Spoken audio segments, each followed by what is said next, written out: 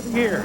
Tonight, the world peaks in as the home folks hopefully congratulate their hero for reaching the unreachable star.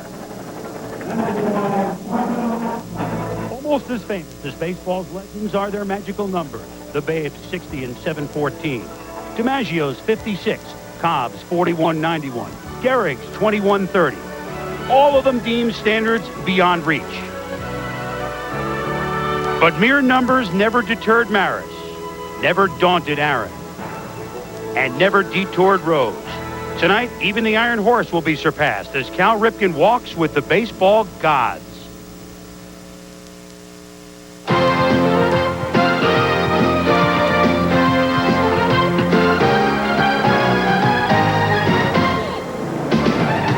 Three things are certain: death, taxes, and Cal Ripken Jr. But Orioles fans have known this about their favorite son for a long, long time. Last night was magical as Ripken and Gehrig stood together at 21:30. Even the new Iron Man was emotional. Then followed a script that would never even be authored in Hollywood as Cal punctuated a Baltimore win with a sixth-inning home run. The Orioles fittingly won 8-0. You have to wonder if last night he was just warming up. Hello once again, everybody. I'm Chris Berman. We are so glad to have you with us, as it truly is our privilege at ESPN to be here ourselves. There are few instances when you know that you'll witness history at the ballpark, but this is one of them. 2,131 consecutive games for Cal Ripken. What a celebration. But we celebrate much more than just a major record. We celebrate baseball the way it hasn't been celebrated for quite a while. And we celebrate it the old-fashioned way. Hometown boy playing for his hometown team in front of his hometown fans. We celebrate a work ethic that used to be a staple for baseball. And if you think about it, a work ethic that helped build America. You get up, you put in a hard day's work, and you go home to your family. Cal hasn't called in sick for 13 and a half years. Yet his job involves standing perilously close to 90-mile-an-hour fastballs and upturn spikes on every play in the middle of the diamond. And he hasn't flinched. Now, we don't mean to put all this on Cal's shoulders, but 2,131 straight games tells us he can handle the weight. Tonight, we applaud long and loud, as you can hear. I spoke with the man of the hour a short while ago. Cal, you think you might get in tonight? I certainly hope so. I was kidding last night when I said I was thinking about taking a day off, of course, but God, this thing's exhausting. You come to the park today. It can't just be like every other drive or trip to the ballpark, can it? In some ways it is, because you do it every single day, but the last 2 weeks have been very different. And I think last night, if I was to describe last night, it was like one of those out-of-body experiences, the kind that you have when you witness the birth of your child, or actually even when you get married. You know, it seems like it's not happening to you. And, today kind of bleeded in from last night, and it's the same feeling today. It doesn't seem like it's happening to me. Well, when they unfurled 21:30 on the warehouse, I mean, that was quite an emotional moment, obviously, for you. Now, tonight, any thoughts going through your mind on what that moment might be like when 2131 appears? I'm going to try to keep it out of my mind as best I can until that moment. That's a very powerful moment. I thought it was really neat when they started off 2 weeks ago, I think, and it kind of built some momentum. But as it's gotten closer, the ovations have gotten louder. The emotion within those ovations have gotten more powerful. So, yeah, I'd rather not think about it until it gets here. Enjoy yourself. We might as well get rid of the suspense right away. Not only has he penciled it in, but Baltimore manager Phil Regan has penned in the name, Cal Ripken Jr., shortstop, batting fifth. This just in. Hi, everybody. Along with me is Buck Martinez, as always on Wednesday night. And Buck, that name Ripken on an Oriole lineup card, they've been seeing that around here even before Cal was a member of the Orioles. Well, Chris, Cal Ripken Jr. is around this ball club his whole life. His father was a minor league catcher, became a minor league manager, and eventually became a coach and manager right here in Baltimore. And even though the job took his father away from his son, the two had a common bond. That bond was baseball. And it was through this bond that his father was able to give his son a code to live and work by. That code was practice endlessly, work hard, and do the job right. That code has been the foundation for Cal Ripken's streak. Any father that has ever played a game of catch with his son will have a sense of what Cal Ripken Sr. is feeling here tonight as his son, Cal Ripken Jr., breaks Lou Gehrig's record.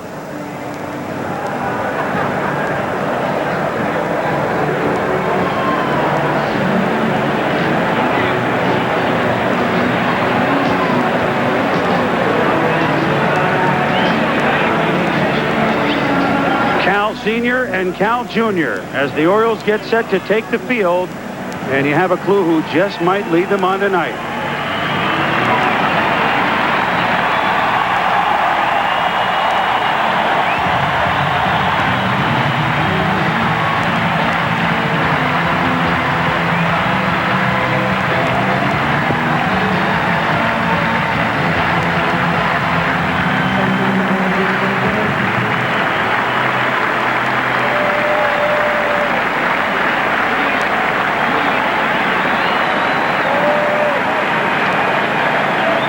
Your attention, please. Ladies and gentlemen, please rise as we welcome the very talented Sanford Marcellus, who will honor our nation with their Grammy-winning rendition of the Star-Spangled Banner.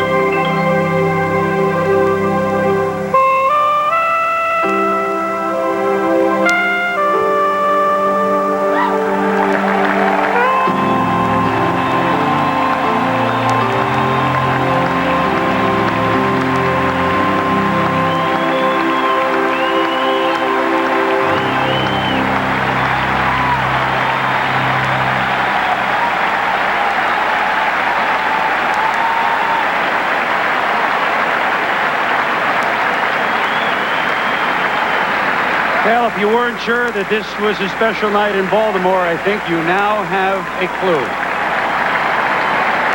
In a few moments, there's Cal's wife, Kelly, and their two children, Rachel and Ryan. And Rachel and Ryan, 5-year-old Rachel, first day of kindergarten today, and 2-year-old son, Ryan, will throw out tonight's first pitches. Special young people. Ladies and gentlemen, please welcome Rachel and Ryan Rifkin.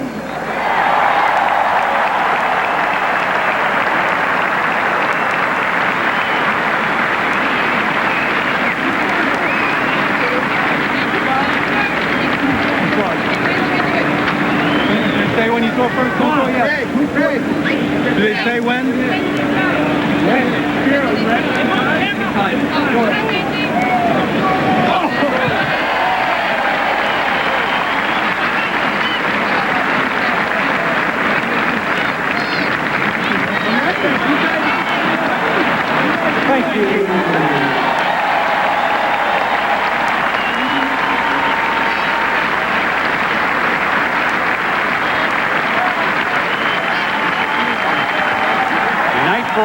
ages, Buck. Literally. Senior, junior, his children. Brother Billy will be here. It's already been a big day for Cal because it was There's Cal Sr., manager, longtime coach in the organization. And there's Billy right there getting a night off from AAA Buffalo. He's in the playoffs with the Indians, AAA Farm Club, and night off, of course, doesn't apply to this man, but Billy played so long here in Baltimore, 6.5 seasons, but Cal's daughter Rachel, first day of kindergarten today, and he went to bed at 3 o'clock last night, Cal told me, and he said, we figured we'd be out of the house by 8. First day of kindergarten, everything. We didn't wake up till 5 of 8. It was a scramble. We got her to school. I went back home to lie down. I woke up at 2 o'clock this afternoon. Yeah, I think he's a little more awake now. He deserves to sleep in a little bit today. Oh, by the way, the California Angels are playing the Baltimore Orioles tonight, and this is a big game for the Angels, who have really gone into a tailspin and now only lead by 5.5 over Seattle in the AL West. Tony Phillips leads off at third. Jim Mr. Edmonds is at center field. Tim Sockeye Salmon is in right. The venerable Charles Theodore Davis is the DH. J.T. Snow at first. Garrett Anderson at left. The wonder dog, Rex Hudler, is at second base. George Fabregas is the catcher. Damian Don't Come Easley is the shortstop. And they'll be facing the ace of the Baltimore Orioles, looking to become the first 16-game winner in the American League, Mike Mussina. Well, Mike Mussina's really been on a roll. In his last 14 starts, he's 10-3 with a 2.48 ERA. Look at his strikeouts. He's outstanding, got good control. Fastball, knuckle curveball, and a tremendous changeup. Last time he faced the California Angels, he shut them out. 9 innings, 5 hits, struck out 11 as he beat them 4-0 out in Anaheim. He said he feels a special honor to go to the mound tonight on this very historic day. I talked with him for a while before the game, Buck, and I said, are you going to approach this as a World Series or a playoff game or something like this? No, I'm going to approach this to have some fun tonight. I'm not going to try and throw the ball on the screen. I'm not going to do anything I'm not supposed to do. And he said that he looked at the rotation about 4 days before the All-Star break, knew when he wasn't selected to the All-Star game that he would start the night after the All-Star game. And he figured out after that, and he went to pitching coach Mike Flanagan and said, you know what? Everything's on target. I'm there for September 6th. He had this one scoped in early July. Now, anybody on this team wants to be on the field tonight, and Mike Mussina deserves the honor. He's been their horse all year long. He won 8 straight decisions back in the end of June into August, and he has really been on a roll. As Chris mentioned, he's got a chance to become the American League's first 16-game winner. Third start against the Angels this year. If you're trying to figure out when does 2,130 consecutive games played by Cal Ripken become 2,131, there are 2 checkpoints. One will come at the end of this half of the inning. We'll explain that in a moment. But theoretically, Cal is at short. If he leaves the game before he plays a full half inning of defense, let's say he gets injured, and he perished the thought, obviously, but he never comes to the plate, it does not count in the consecutive playing streak rule 1024C. The one that everyone is more familiar with, of course, is the team behind must bat 5 times. Theoretically, if there's rain in the area, which there is not, in the 3rd or 4th inning, the game does not become official. This does not count as him having played. So theoretically, Buck, there are 2 moments of suspense, although it's not quite like waiting for a home run. We're going to go out on a limb. It's going to happen. It's going to happen. You can bet on that.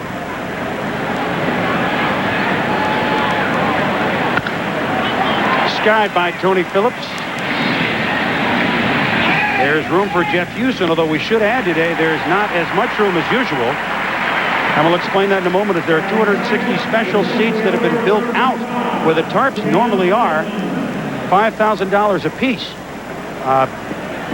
towards a grant to go to Johns Hopkins University. All were sold. A $1 million grant towards the defeat, research of ALS, Lou Gehrig's disease. And the seats are just here tonight. But the good thing is, Buck, that those who are sitting in the seats get to take the seats home. Maybe they don't leave the park with them tonight, but they get to have the seat in their as part of their lawn furniture. And they know that they're doing something Very significant.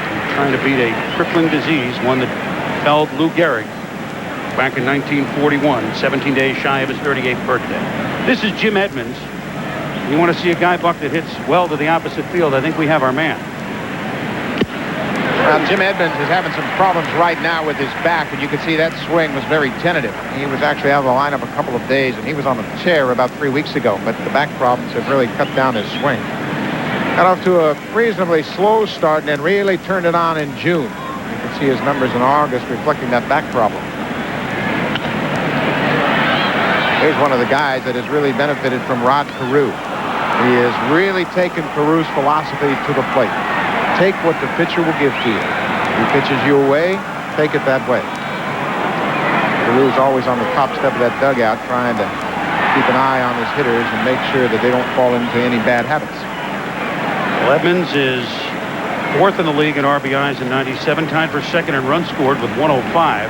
Seems like every one of his 30 home runs, or 3/4 of them, go to left field.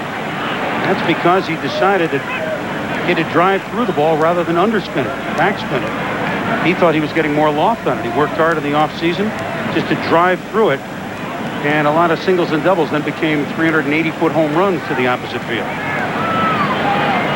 You saw Rod Carew. He knows what a milestone night is like in baseball, does he not, Buck? This one is going to right center field. Back goes Bonilla. Long run for Bobby Bowe. Makes the catch 2 steps against the wall. So a long fly ball, but they're 2 out. Well, 2 down here in the top half of the first inning. Let's take a look at the Baltimore Orioles defensively. In the outfield, Smith, Anderson, Bonilla. Jeff Houston gets the start at third. Of course, Cal Ripken is the shortstop. Manny Alexander at second. Paul Merrill at first, and Chris Hoyles behind the plate. 2,104 consecutive games at shortstop for Cal Ripken. One thing that's constant in Baltimore's defense, and the consistency of that man right there has been a trademark of Oriole baseball over the last 13 and a half seasons. So with 2 out, Mussina will work to Tim Sockeye Salmon, the right fielder. 31 homers, 88 RBIs, 328. All these numbers are so impressive for the Angels, although they've really gone into the tailspin, which has seen them lose 10 of their last 11 games. They once were the leading run-scoring team in the American League by about 50, but now their 702 runs is only 5 ahead of Cleveland, 697. Do you think he's seen an Oriole game or two, Buck? You betcha he's seen an Oriole game or two. That's Earl Weaver. You see the years that he managed great championship ball clubs. He'll be with us next inning and relate some stories about Cal Ripken Jr. I don't think we have a week. We need a week to relate some stories with Earl. We're going to have a lot of guests tonight. To center field, Brady Anderson. It's a bad jump, and it now goes way back. Makes the leap.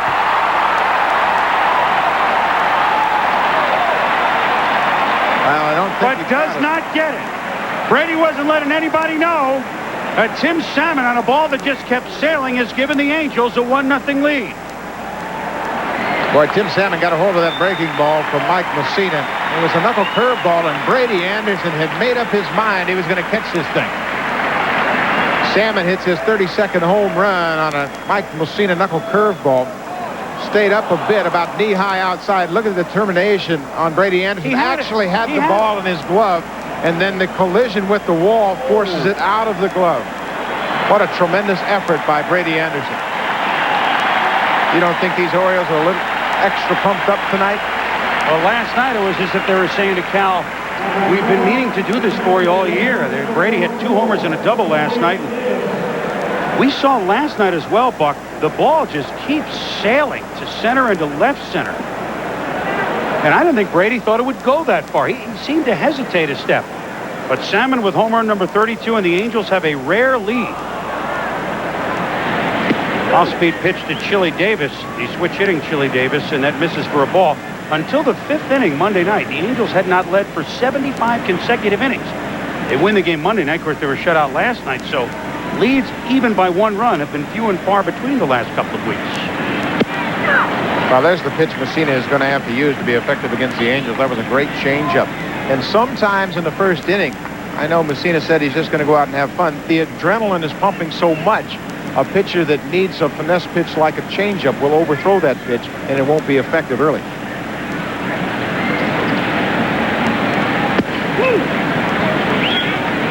Messina misses inside to Chili Davis, and just a few of us call him by his real name, Charles Theodore Davis. I'll stick to Chili. They all have those Chili Dog T-shirts they wear under their uniforms. There's a good fastball right in on his hands. When Messina gets on a roll, he can pound good left-handed hitters like Chili Davis inside with that fastball and try to buy some of the outside part of the plate. He's in his 14th Major League season, trying to lead the Angels to the postseason. Second tour of duty with California. Of course, started in the 80s with the Giants. Oh, and he's punched out by home plate umpire Larry Barnett. So Davis strikes out, but Tim Salmon solves Mike Mussina for a long home run to center, despite a Ripkinian effort by Brady Anderson. We'll be back. Where there's smoke, there's fire. Antonio Banderas is so hot, amazingly hot. Best action I've seen since Pulp Fiction. It's cool, I say. It's romantic. One of a kind. He can shoot me full of lead anytime. Antonio makes me think of sex. Desperado, rated R, at theaters now. Remember this date, fans. May 2nd, 1939. Lou Gehrig, the Iron Horse, has just taken himself out of the Yankee lineup for the first time in 14 seasons. 2,130 consecutive games, a record that will stand as long as young men play the game of baseball.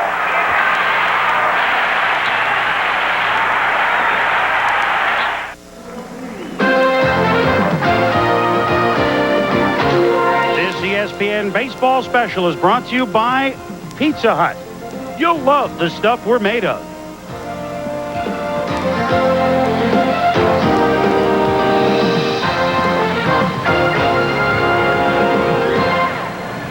(2,130 consecutive games for Cal Ripken Jr.)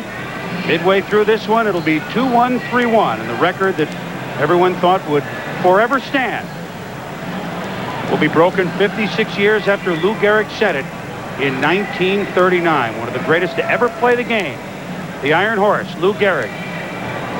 He, I'm sure, would be applauding the last 13 and a half years by Cal Ripken. And here's the Oriole lineup, the rest of which you didn't see Phil Regan pencil in. Brady Anderson at center field, Manny Alexander at second base, Rafael Emerson Lake and Palmeiro is at first base, Bobby Bonilla hitting cleanup in right field. Cal against the righty pitcher will bat fifth tonight. Harold Growing Baines, the DH. Chris Hoyles, the catcher. Jeff Houston is at third base. The youngster Mark Smith is in left field. And they will go against the lone righty starter on this California Angels staff, the one-time Chicago Cub, Sean Bosky.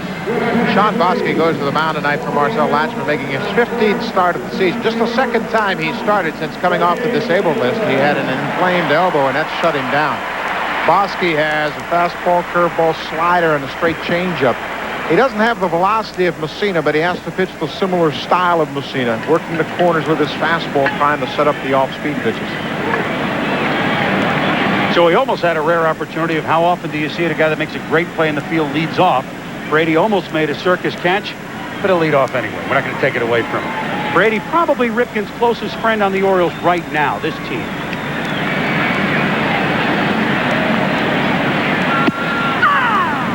And Brady Anderson will look at strike one from Sean Bosky.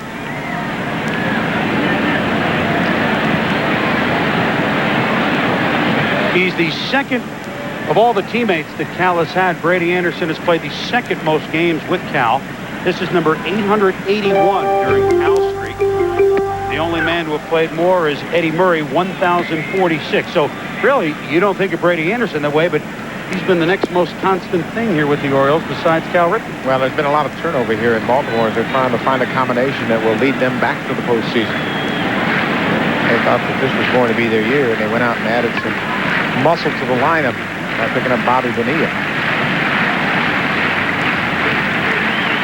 Bosky ahead 0-2 to Brady Anderson to lead off the Baltimore first, and that's high and inside. Brady will be one of the speakers. There will not be many afterwards. It's supposed to be an emotional night tonight. Cal will address, among others, and we will stay right here. So it's more than just making it official when they unfurl the number in the 5th or top of the 6th. Stay with us for wall-to-wall coverage. It was magical here last night. That's up top and inside. It's 2-2.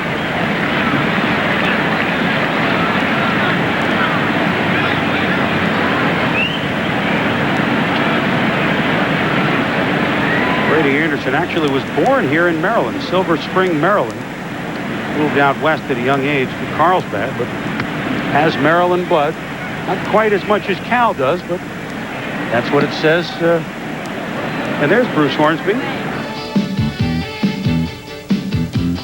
Good evening and welcome to the DC Numbers games for Wednesday, September 6th, 1995. I'm Glenn Fagan.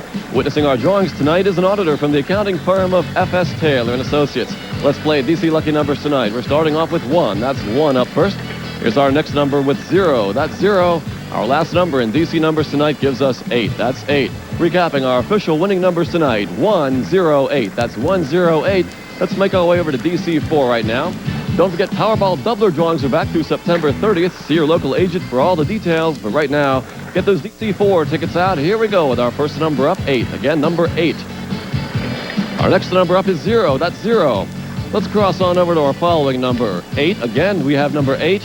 And our final number in DC4 gives us 5. Number 5. Recapping our winning DC4 numbers tonight, 8085. That's 8085. Now it's time for DC Quick Cash. Quick reminder, don't forget about Powerball coming up tonight. Our grand prize now has grown to $14 million. Right now, let's focus on Quick Cash. Our first number up, 19. That's 19. Our next number gives us 11. That's 11. Following that, we have 7. Lucky 7. Here's our next number with 28. Number 28. That's followed by 20. Number 20. And check your tickets. Our final Quick Cash number, 13. That's 13. And let's recap our winning numbers. 19, 11, 7, 28, 20, and 13. Again, don't forget, tonight is Powerball night. Our grand prize now, $14 million. Thanks for joining us, playing all the DC Numbers games. And remember, DC Lottery, in partnership with our community, a winning combination. Have yourself a terrific evening. Bye-bye. It's a good bet, you'll find it in DC Lottery. Bosky's mind already, and that has been a pattern for Ripken throughout his career. He never wastes a moment on the playing field, whether it's in the dugout or on the field. He's always observing something, trying to gain an edge.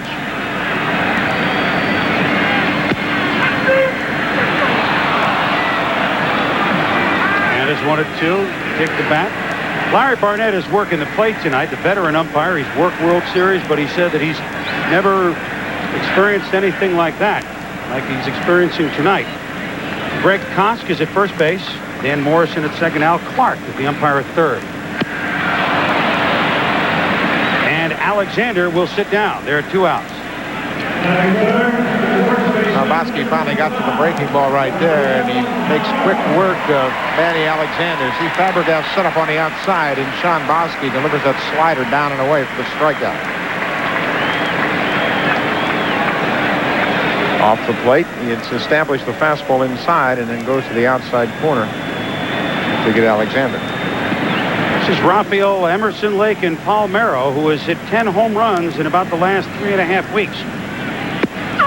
Is 32, among the league leaders.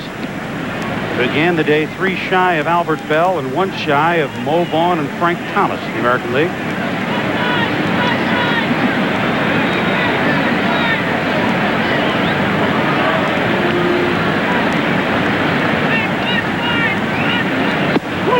Bosky working him inside. Well, the object pitching to Palmeiro is trying to get him to open up. And because of that, Bosky has pounded him inside with fastballs, and he hopes that Palmeiro will try to commit inside, and then Bosky can go to the outside part of the plate.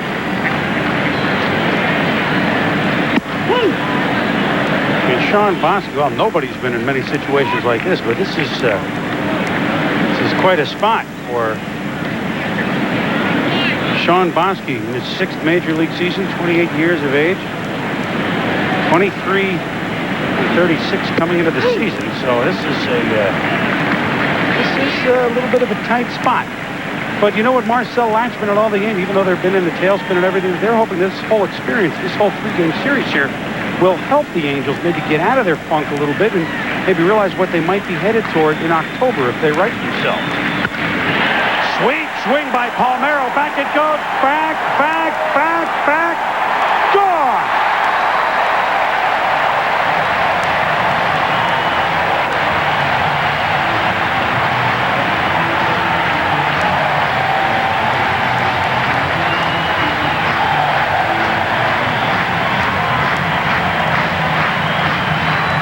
We told you that Rafael Palmeiro's been swinging a hot bat for the last 3.5 weeks. Make it 11 during that span. The number 3 hitter for each team has hit a solo home run in the first. We are tied at 1. Well, Bosky never got ahead in the at-bat, and it really cost him as he had to come in after falling behind to Palmeiro. Bobby Bonilla up, and guess who's on deck?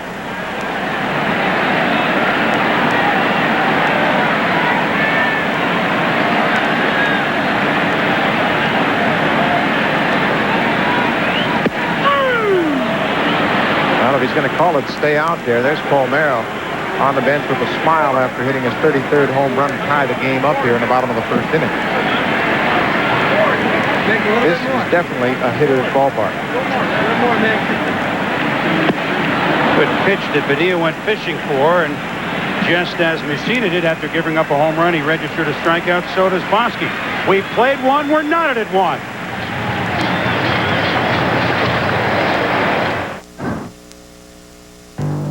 The 3000 GT VR4 represents the most advanced thinking that Mitsubishi has ever built into a sports car. Of course, we're always open to new ideas. Presenting the Spider, the world's only production convertible with a retractable hardtop from Mitsubishi. The new thinking in automobiles. See it now in Washington, D.C. Call 1-800-SPIDER-1 to find out where. From Gillette comes a uniquely different form of protection for men. Gillette Clear Gel Antiperspirant. Unlike a stick that can stay in your underarm hair, this is a soft gel. It goes cleanly through the hair right down to the skin surface to fight odor and wetness where it begins. And that means powerful all-day protection. The revolutionary Gillette Clear Gel Antiperspirant. Dear foreign car owners, when it comes to fixing brakes, foreign cars aren't foreign to Midas. That's why we offer same-day brake service and guaranteed brake shoes and pads for as long as you own your car. そして今あなたがお持ちの国産車外車をマイダスへお持ちいただくと Get 25% off guaranteed brake shoes and pads. That's 25% off brake shoes and pads for any car at the Midas International Brake Sale. Vilket språk man än talar, detta är ett erbjudande värt att bromsa för.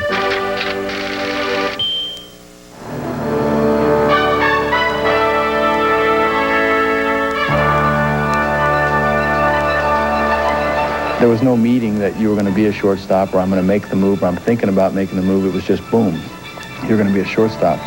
And so I took a few ground balls and then Earl called me in and I think it was his way of making me relax a little bit. He just said, if a ground ball's hit to you, I want you to catch it, get a good grip on the ball, take your time and make a good throw to first base. If he's safe, he's only on first base. He's not on second. Which his way of saying, don't make any foolish errors. Don't try to do more than you're capable of doing. And if you just do what you're capable of doing, then everything will be fine. Well, this is Earl Weaver with us. So it's your fault, huh? That's why he's a shortstop? Well, that's why he's a shortstop. But what he's accomplished, he would have accomplished a lot easier at third base. I just made it harder for the man. But I'll tell you this. He hadn't played shortstop in 2.5 years. He went out there that night, and it was all over. You knew right away, huh? Well, we had watched him as a kid. And his dad bring him out to the ballpark. I hit him ground balls. His dad hit him ground balls, and both of us knew that he's a born shortstop. Earl Weaver, the longtime manager of the Baltimore Orioles, joins us on this festive night as we watch J.T. Snow lead it off for the Angels in a 1-1 game in the second inning. When you say you watched him as a kid, I mean, you watched him as a 6- and 7-year-old kid, didn't you? Well, yeah. his father played for me the year that Cal was born. He was a catcher in the Baltimore organization. But no, the dad had him out there when he was 13, 14, 15 years old and hit him ground balls. And I'm born and raised in St. Louis and watched Marty Marion play. I don't guess too many people remember Marty Marion, but he was a 6'4", 6'5" shortstop that just glided. And that's what Cal reminded me of.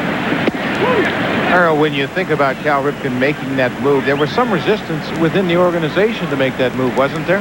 Yes, there was. We had a young prospect. Well, wasn't real young. We signed him out of college, but a fellow by the name of Bobby Bonner. But good ball player at the AAA level, real good ball player, but just leveled off, I guess, at the major league level. And we were dropping games, lack of defense, lack of unity on the field. And even though Cal was a rookie, he's a guy I wanted out there in the middle of the infield to settle everything down because he grew up, you know, as a baseball person with his father, you know, having him at the park every day.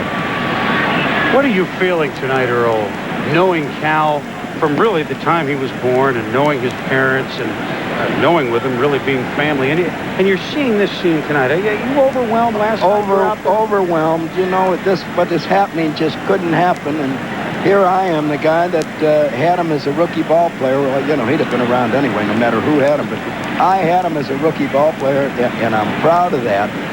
Who would ever dream that anybody could play 2,131 games? I know Lou played 2,130, so it can be accomplished, but it's just overwhelming, mind-boggling.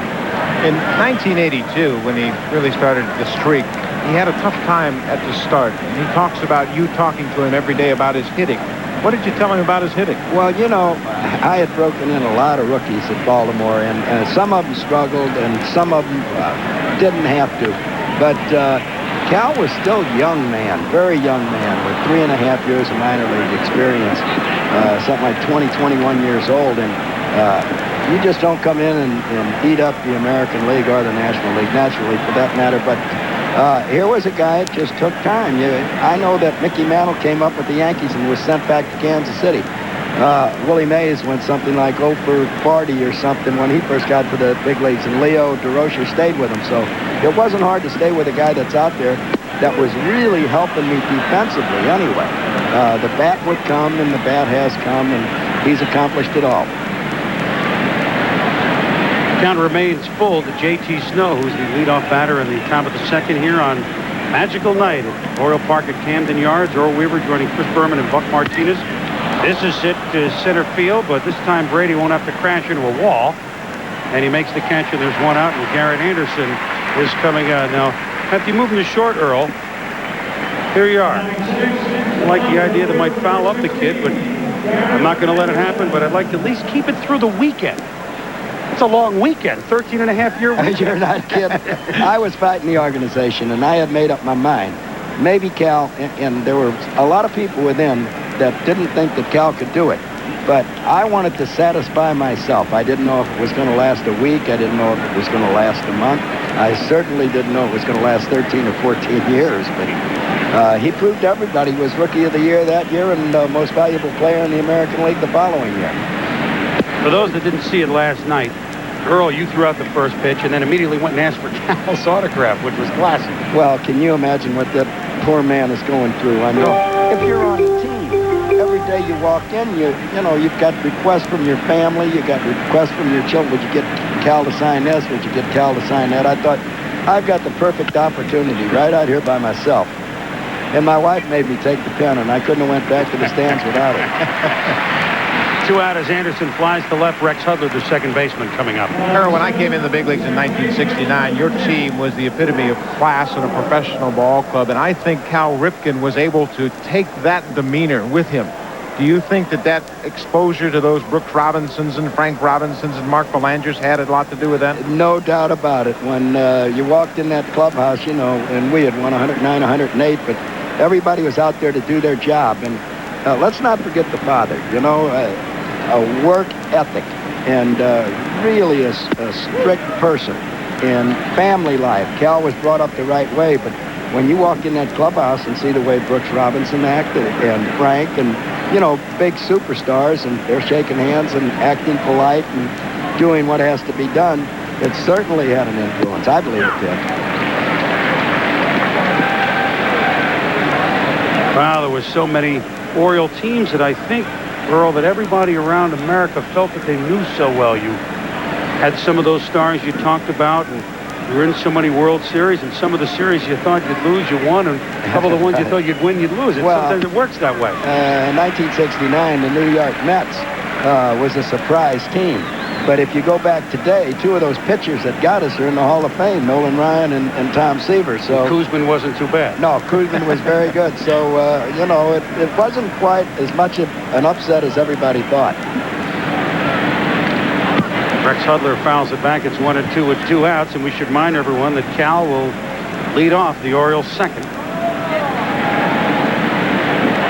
Well, you mentioned his dad, and I can remember watching Cal Sr. throw batting practice tirelessly out there and always hitting ground balls, and he was demanding, too. He didn't want guys to go about it with anything less than 100%. No, he was a great coach. I had a great coaching staff and stayed right on everybody. But we had some leaders on that team that if the young guys come up and didn't perform, there were guys that were going to tell them about it. Look, we're here to win some ball games, and that's what we go out on that field for. Well, Cal had that built into him already anyway, but he just couldn't wait to play baseball. He loves to play baseball. Didn't we all love to play? Boy, that's for sure, huh? That's what we were supposed to do. Count is 2-2. Can you, in 82, and then you left after that magical season, you almost got there. You left for a couple of years, you came back. By that time, Cal had won an MVP already, and they'd won a World Series.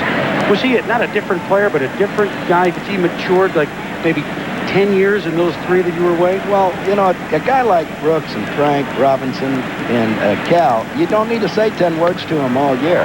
You know, and Eddie Murray. They come in, they do their job. They put on that uniform and go out there. Not much instruction. When they make a mistake, the other ball players expect you to say something to them. So naturally, you go down and just, you know, say, well, you made a mistake or something like that. But they take care of themselves. Cal was a mature guy as a rookie. He was a mature person as a rookie. I got to say that because after not playing shortstop for 2.5 years, I stick his name in the lineup. He don't come in and say, well, I haven't played, I haven't done this, I haven't done that. I think he went to the old man, the father, and said, well, is that lineup card right? And the dad said, yeah. He said, okay, here we go. Hudler swings and misses at strike 3. Hoyles makes the put out. The Angels are gone. It's a 1-1 game, and guess who's going to lead off the bottom of the second for the Orioles? Earl, we'd like you to stick around because I know you want to see Cal hit. Oh, I'm going to see Cal hit. Oh, looks like his cereal left him flat. Of course, theirs didn't. So what's your excuse? Hey, pick up the broken pieces of your life and move on. Look, there's hope. Here, try this, see? Kellogg's low-fat granola's got big clumps of rolled oats, brown sugar, sweet raisins, and almonds, not flat little flakes. So you get a taste that's anything but flat. So, hey, wake up, get with it, like they did. Try something that won't leave you flat. Kellogg's low-fat granola, now with even more raisins. And hurry, we can't take much more of this. We changed the way you saw the world. Now we've made a world of changes. Introducing the new Ford Explorer, the top-selling compact sport utility with standard dual airbags. The one with control track 4-wheel drive for instant traction control automatically. Plus an engine that lets you go 100,000 miles before your first tune-up. The new Ford Explorer, far and away the best the world has to offer.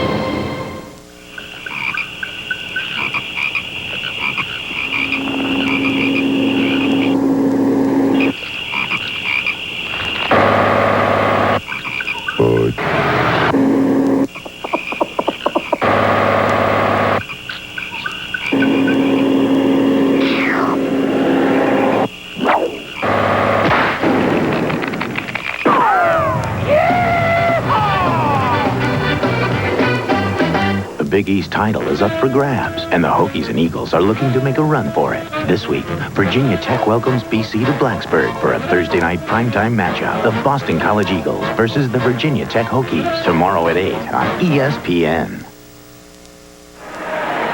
Back in Baltimore, the bottom of the second inning in a 1-1 game, the Orioles and the Angels. And Cal's coming up.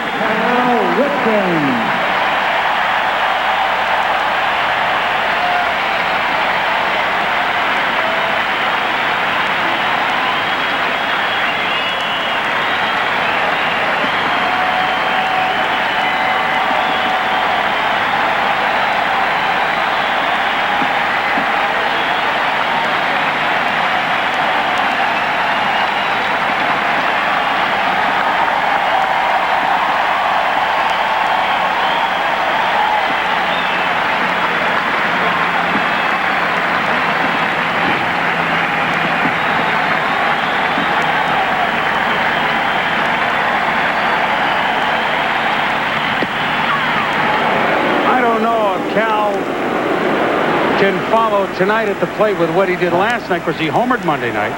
He homered last night, also had 2 singles, converted a double play, made the last assist of the game. I told him jokingly earlier, I say, 2 homers or you fail tonight. He gave me that look. You know what that look is, too. Oh, yeah.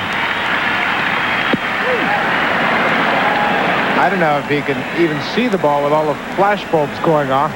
There certainly are a lot of them. You know, I see Cal still away from the plate pretty much. When he was in that early slump in 1982, I thought maybe moving up on the plate would help him. But he didn't seem to think so, and I turned Cal Jr. over to Cal Sr. And whenever there was any problems as far as hitting were concerned, the father would get out there and work with them, and Cal would listen. Well, he would listen to me, too, but it just didn't seem to work. And he's off of the plate, and he's had tremendous success.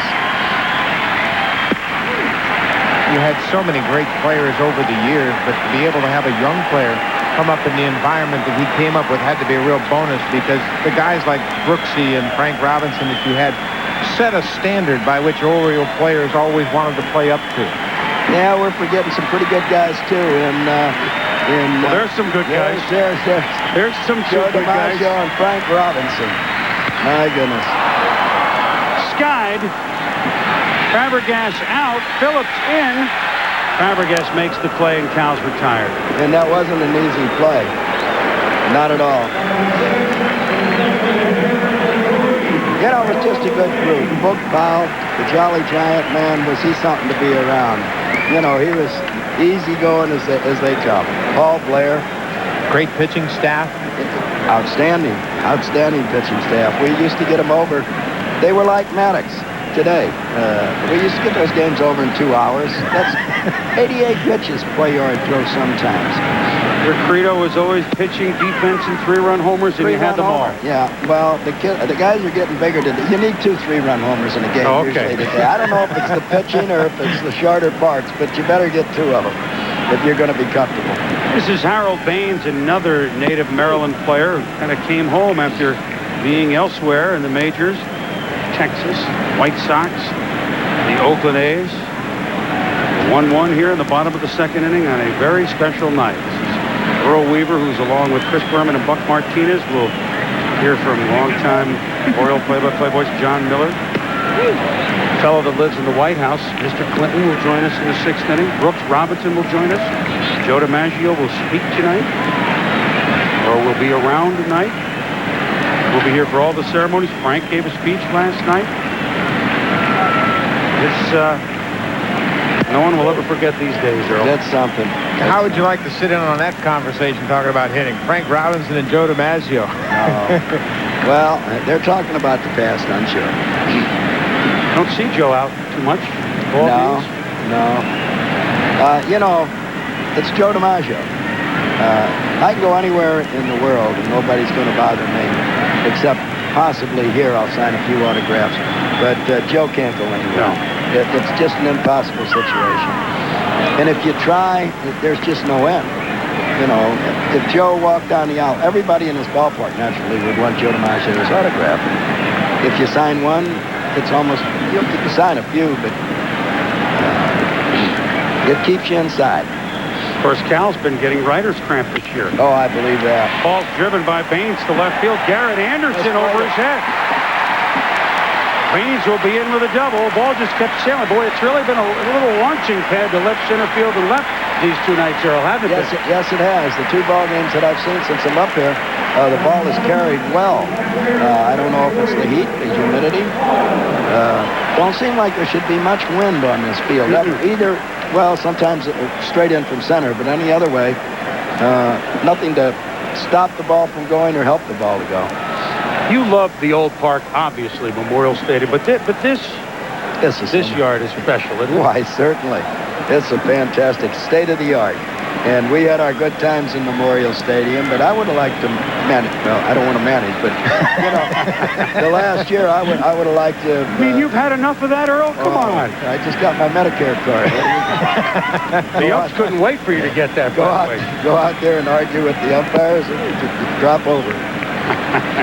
This is Chris Hoyles, the catcher, and the count is 1-0. Baines at second, one out. Bottom of the second.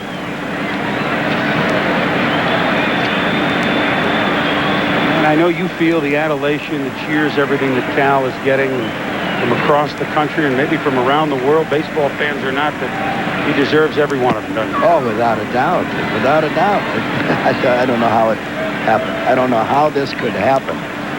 You'd think back, how did Gehrig ever do it? And here we got a guy in our generation, and thank goodness I'm not too old to be here to see it. Just unbelievable. Well, that's the thing that's so remarkable, because nowadays they're so protective of players because of the financial investment they have. They're anxious to put a guy on the disabled list if he's got a little problem, but Cal has been so steady without any problems. It's quite remarkable that he's been able to just avoid injuries. Well, we can quit talking about it because, there's not much more you can say how he avoided injuries all that time. I forget who was second, but they said something like 3,700 players have been on the disabled list since the streak started. And God knows how many people have come into the big leagues and started a streak of their own. But 300, 400, 500 games, I guess, would be alive. I know Jeff Conine down in Florida just broke a 350-gamer. Frank Thomas is over 230 games consecutively. Yeah, it's like a burp. Well, in case you've forgotten, that 0 goes to 1 after the team that trails has batted for the 5th time. And if you weren't with us on our cut-in last night, I didn't see what happens. Just, you don't want to miss it. That's all I'll say. You do not want to miss that. That's the one that got me. Got Cal. Oh, my goodness. Because you know why, Earl? And that number get me more tonight. The number 2130. If you think about it, 2131, that number won't last because whatever Cal ends with will be the new number. But this one we've been seeing for over half century, the 2130. So when that went up, that brought it home, didn't it? Yes, it did.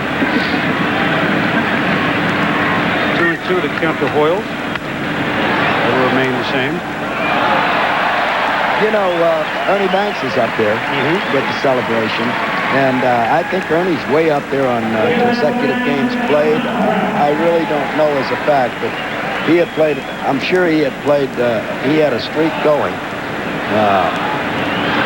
And my point about that was Ernie was a shortstop to start with, but before it was over, to use Ernie's bat, they moved him to first base, and he finished up as a first baseman.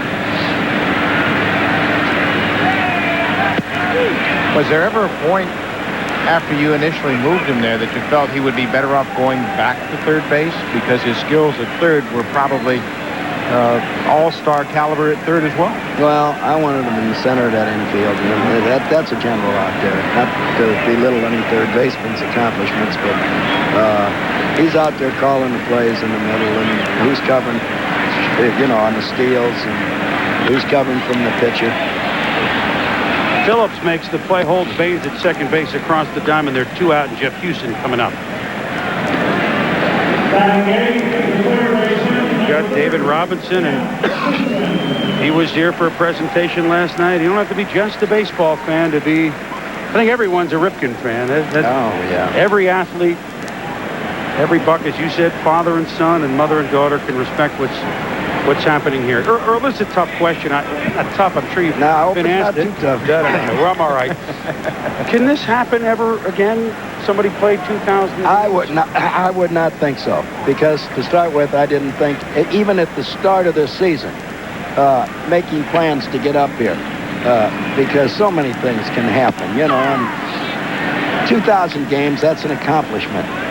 Now that it's going to happen tonight, it's a much bigger accomplishment. But I was still leery a month and a half ago. But when we start getting close,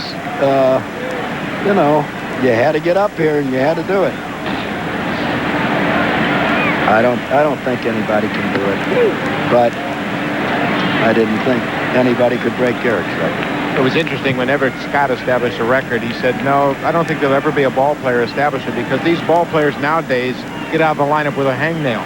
This was Everett Scott who said it. That was in the 30s. 1925, the streak ended. Well, there it is. There's Frank Thomas, 234. Next.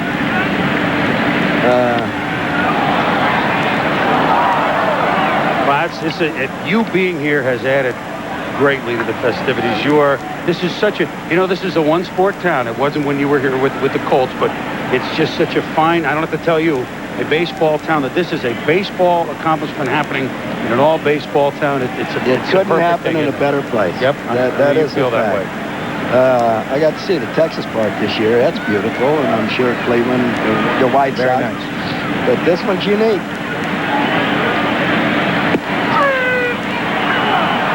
Well, that'll do it. Houston has struck out. Earl, thank you so much for joining us.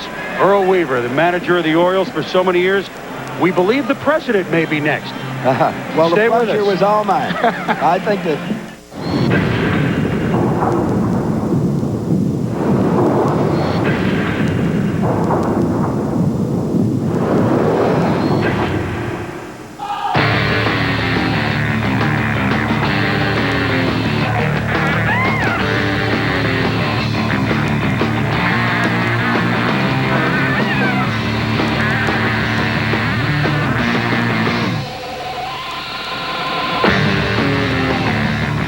She was beaten and died of a blow to the back of the head.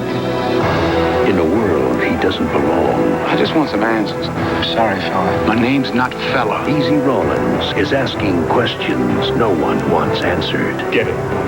Now, no one can stop him Start up my car, keep it hot, I'm coming out fast. from finding the truth. Don't lie to me! Academy Award winner Denzel Washington, Devil in a Blue Dress, rated R. At theaters September 29th. Little investment advice. Bip Roberts, 1986 rookie car, worth about $275. 20 years from now, who knows? 1,000, 2,000, might even go. Bip, man, you were looking at Robin Roberts. Says here your car's worth 4 cents.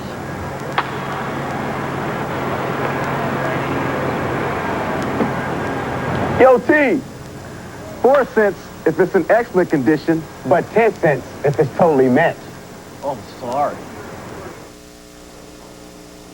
Welcome, everyone, to our Wednesday night baseball studios. I'm John Saunders. It seems like it's a night for milestones all around, although none quite like Cal Ripken Jr.'s, but Roger Clemens is moving up the list as well. Career strikeout number 2,304, passing Juan Marichal, number 30 all-time. Right now, back to Chris and Buck. Boy, this is a big night if we trot John Saunders out. My goodness, and you'll see those Red Sox on Sunday. On Sunday Night Baseball, the Red Sox and Yankees. Talk about rivalries. There it is. Boston pretty much, I'd say they're in the driver's seat in the East, but the Yankees need every game. Well, Don Mattingly trying to get into the postseason for the first time in his career. Now, Ripken's been there before, but he would like to make a run at the wild card here in Baltimore.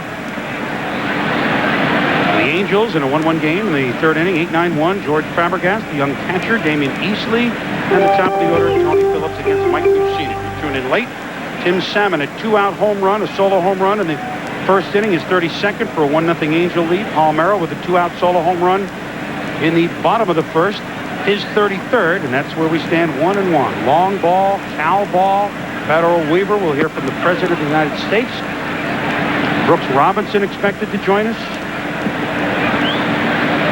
John Miller, our Sunday night voice, and of course we've seen so many of Cal's games as longtime voice of the Orioles. And a whole lot more and festivities after the game. We've seen Joe DiMaggio and Frank Robinson, and Ernie Banks is here, and here's Cal. 1 out. Cal Ripken said he learned an awful lot from former Oriole shortstop Mark Belanger. Smooth fielding, strong acrodons. And of course, the aerial views. Appearing over major sporting events for 70 years now. That's longer than Cal's streak. The Goodyear blimp, Stars and Stripes, is here with Captain Jim Maloney from Vienna, Virginia, at the controls. And yes, even the blimp knows the night is special. Yeah, Goodyear out tonight. Cal #1 tonight, see? But it has been a good year, at least for Cal. Not getting hurt, as Earl mentioned. Of course, it's been a tough year for him because he figured that the Orioles would just get caught up in all the emotion and nights that they had last night when they hit all those home runs would just carry over to the season. They'd be in the thick of a pennant race, and I know that's eating at Cal quite a bit, Buck. Well, they went out and made some acquisitions in late July, early August. They picked up Scott Erickson from the Twins. They went out and got Bobby Bonilla, and they were trying to make a run at the wild card spot at least. But they haven't been able to put the skids on. That's Erickson, who has pitched well since coming to Baltimore. Bobby Bonilla has done a good job with the bat. But overall, the play has been inconsistent. The Orioles haven't been able to stay in the thick of that wild card race. Now the Orioles, 56 and 65, 19 and a half out. Has been a bummer. The Orioles have gone 12 and 24. 13 and 23 since they've skidded. And this is the wild card standings. Well, everyone's in it. It's got to leapfrog over a lot of teams. The problem for the Orioles is they've got so many clubs ahead of them that they're going to have to jump over. 6.5 doesn't look like a bad number, but all the teams in front of them is a problem.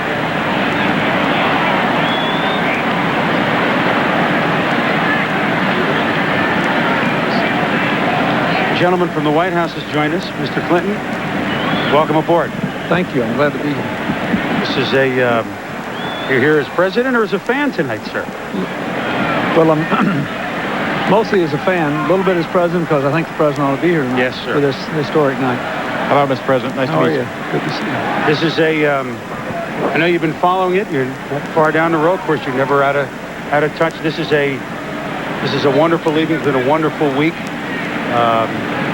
I know you've kept your eye on all the proceedings. I have kept my eye on the proceedings. I watched the game last night carefully. I was in the air, so I couldn't see it, but I kept up with it. And I got up this morning, read the box score. Was pleased about it. And we came in early tonight. My daughter and I did. Hillary's still in China, so Chelsea and I and a friend of hers who's also a big Orioles fan came tonight, and we got to see Cal and the other Orioles and the vice president and his son Albert and a friend of his came. So we made and Mrs. Gore, so we made a big family outing of it. That's what baseball's supposed to be, isn't it? I think this game last night and tonight is going to do a lot to help America fall back in love with baseball. And we hope so. I mean, that's Cal's got a lot of weight on his shoulders as Easley will dig for a pair.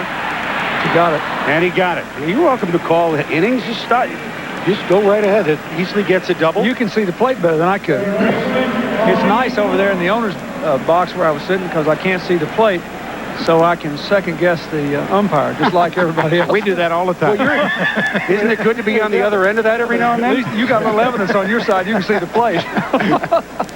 We got replay. We got all sorts of surveillance stuff up it here. is good to be on the other side of that every now and then. I know how that fella feels. Well, you were quite involved with baseball and really bittersweet. At the time, things didn't get accomplished in the spring, and I know the way you must feel that this will be a springboard. Baseball was Tony Phillips gets plunked.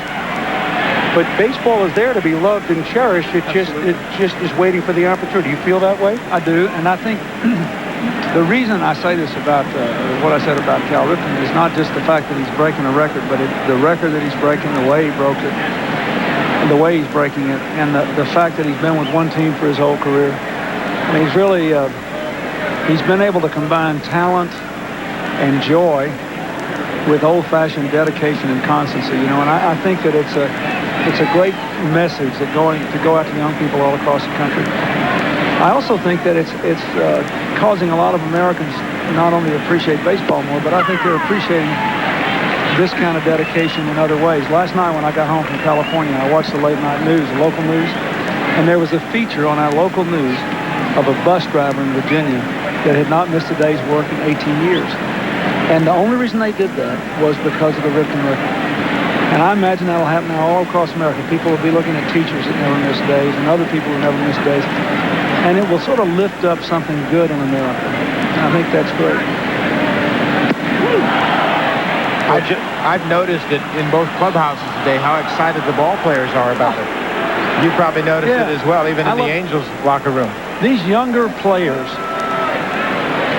you know, it's a good thing for them to see someone's success that they can admire and they can't resent, they can't regret. You know, it's just something that's there and it's real.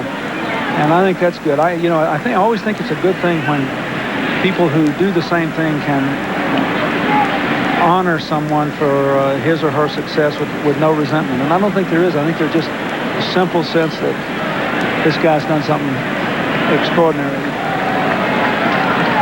I love it. Well, you being a public servant, governor and president, imagine not taking a day off for 13 and a half seasons. Can you actually think about that as a kind of, well, you're never off as a public servant, but I like that. I mean, you know, I really like it. I like people that are devoted to what they do, that think they're supposed to show up every day. Well, not only does he show up, but he prepares impeccably for his job every day. But, you know, I think these stands here tonight are full of people who probably never get recognized, but who show up every day, both for their jobs and for their kids. And, again, I think that's one good thing that will come out of this is that people will begin to look around for the people that just are always there, always doing their duty. They may not be the flashiest person anybody knows. They may not have what somebody considers to be the biggest job in the world, but they're always there. Those are the people that make this country go, after all. And Cal Ripken, in a funny way, has made heroes of all of them as well. The other thing that I think is great about this is that they're doing this benefit for Lou Gehrig's disease tonight, which is a great thing, you know, a great way to honor Lou Gehrig.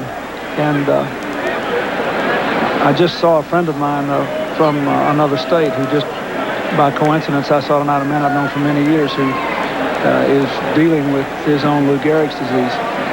And he said tonight he was a wonderful guy. He came to this game and he said, you know, now that we've broken Lou Gehrig's record, it's time to break Lou Gehrig's disease. Amen. And I know that there were some good people in New York who wrote that maybe Ripken should leave the record as a tie, but if Lou Gehrig were around, he'd say, get out there on the field and play. You know he would. That's exactly what he'd say. And that's why I think it's so wonderful that they're doing this benefit for the disease tonight. This is Jim Edmonds, who flew out to right field in the first inning. Phillips struck out. Damon Easy, the runner at second base. You're in a 1-1 game with 2 out in the third inning. Chris Berman and Buck Martinez and the President of the United States, Mr. Clinton. And you wonder about a guy like him. Here's a young man that's been in the majors, you know, not very long. And I wonder if he thinks about if talent permits him to do it and he doesn't get an injury that's unavoidable if he could play for 10, 12 years. That's another thing I hope. I hope that it kind of changes the attitude of makes both the players and the owners want to kind of come together a little more and keep this sport going. Right. Now I know why we're all at the park. That's what we're here. Let's send that. Don't you guys have carry out? Let's send out for 4 I was counting on your poll tonight, sir, to get that up there. I didn't want to use all my chits tonight. Were you growing in Arkansas Cardinal fan? No, Cardinal fan. Right? So we Musial? Musial. And all the Cardinals. We all love the Cardinals because, but keep in mind at that time, today, Dallas is the closest Major League Baseball team to Arkansas. Mm-hmm. But there were no Texas teams then when I was a kid. So we almost all of us either were Cardinal fans or we got a lot of Cubs games on WLS out of Chicago. WLS was a very strong radio station. We could hear it all down there. But I can remember before we ever had a television at home, doing my homework as a child, listening to the Cardinal games on the radio at night. While listening to baseball on the radio, that was the way people found out about, well, even beyond Lou Gehrig. I mean, much more recent than that, the Musial, and you conjured up ideas of heroes, I guess, and really never saw them play. Read about them, heard them on the radio. Yeah. Well, you know, Musial was, he played long enough to be on television. Yes. And so I guess I was maybe 10, and it was 1956 when we finally got a television. But a lot of people my age and a little older, our childhood was the radio. And in a funny way, even though I'm a creature of television and I love it, and I'm a big ESPN fan, the thing about radio is it really fires your imagination because you literally have to, there's my girl. Oh, she's enjoying herself tonight. Having a big time. You don't get a chance that much to get out and just enjoy a ball game, I suppose. She was here a couple of weeks ago when the Toronto Blue Jays were here, and I was doing a ball game, and she was right down on that front row, really watching the ball game. And She loves baseball. Great seat. Loves baseball. And she's got a friend with her who's a huge baseball fan. They got Brady Anderson's autograph tonight. That's what, there you go. That was their second objective after seeing Cal get his autograph. Sideburns, you're in again. Yeah. That's amazing. We had them 25, 30 years ago. Well, Mr. President, it wouldn't be a night like this in baseball if you weren't at the park and you didn't join us, and we appreciate your time. We hope we get to do this again. You're welcome to call as many innings as you like. No, I won't do that, but I'm disappointed I didn't get some sort of a fancy nickname out of you. Like, I just didn't think it was presidential. Berman or something like that. I didn't think it was presidential, but I'll tell you what. I got my best man on it. Next time I see you, you'll be all set. You got a deal. Nice to see you. Thank you. Thank you very Mr. much. President. Thank you. 1-1 game here in the bottom of the third inning on Cal Ripken night. And we told you we'd have guests, and we try and please here.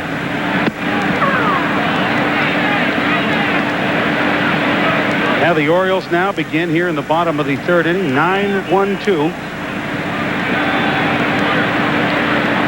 Which will be the youngster, Mark Smith, Brady Anderson, Manny Alexander. Smith, who hit a homer last night, skies it. And there's one out.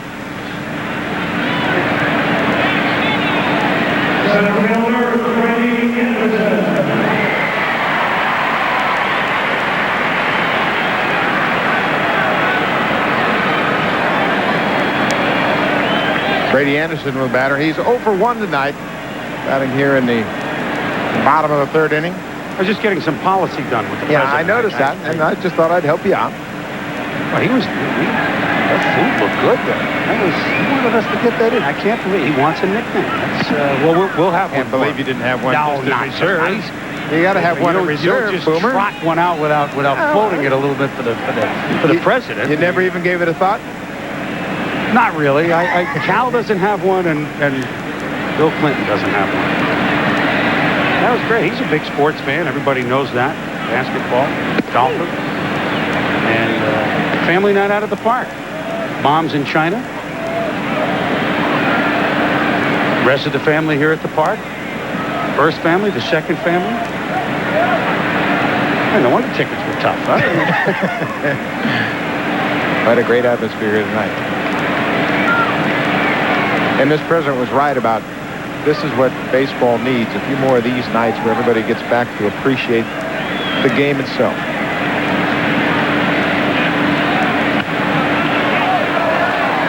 They're using special ball. I think of this as the ball falls back into the crowd by Brady Anderson. Everybody's scrambling after the ball. The special balls tonight, as they do at an all-star game when they have a special all-star game baseball. This is special Cal Ripken commemorative night ball. Some of the president of the American League, Jim Budig, who I met before the game. We visited with the umpires, Al Clark and the guys.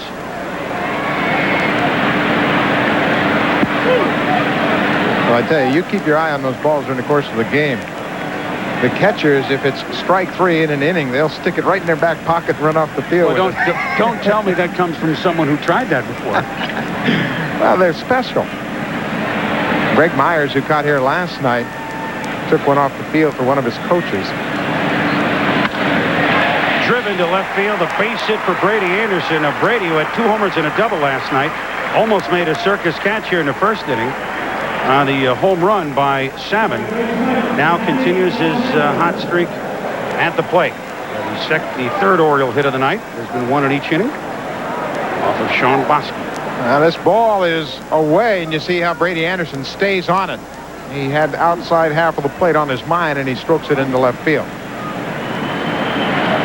That was kind of interesting. We got to let people buck a little behind the scenes here. We were thinking the president would come in the 6th inning. That was our information. Of course, whenever he would like to come, we have a seat for him. But we were in the middle of it. We weren't sure. No, I turned around to look at you to make a point. And the President of the United States was sitting next to us, and we should tell it. It seemed like this is all rehearsed, and everybody knows what's going on. And I said, well, Buck, and there he is with the hand out and introducing himself to both of us, just like he was someone that dropped in at the game, which is, I think, he probably appreciates That doesn't get to happen to him now. Yeah, there's not a whole lot of formality to it. He came in and made himself at home. What a big night for us, huh? Oh, boy. That's a big night for everybody at home. I hope you're enjoying. We're going to hear from Brooks Robinson and John Miller and others. Watch Cal. And just a couple innings away now from the expected 2,131 consecutive games. 1-1 game here in the bottom of the third inning. 1 run, 3 hits for the Orioles. 1 run, 2 hits for the California Angels on getaway day for both. California's been a rough road trip. Actually, their tough way started at home when they lost 3 or 4 to the Orioles before they came east. They're looking to get home, and the Orioles a day off tomorrow, and I don't even think Cal is looking at that one before they resume at Cleveland on Friday.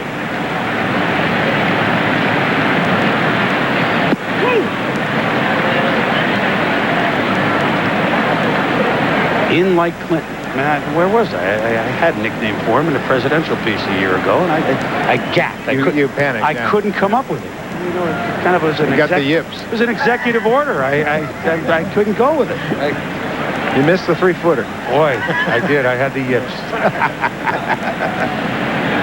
He rode around the park last night in a golf cart, so that would. You got the yips.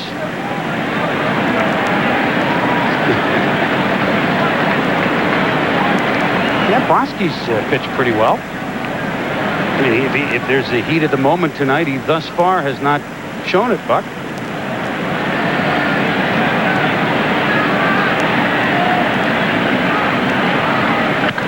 Rip but foul past Steve Boros, the third base coach. Sean Bosky is very aware of the Angels skid, and that skid is not a direct result of the pitching, but it's certainly affected by the pitching. I don't care what kind of team you have. You are only as good as your starting pitching, and they really set the tone for the ball game. And this Angel Ball Club has very good starters. Langston, Finley, Jim Abbott, Brian Anderson, along with Bosky.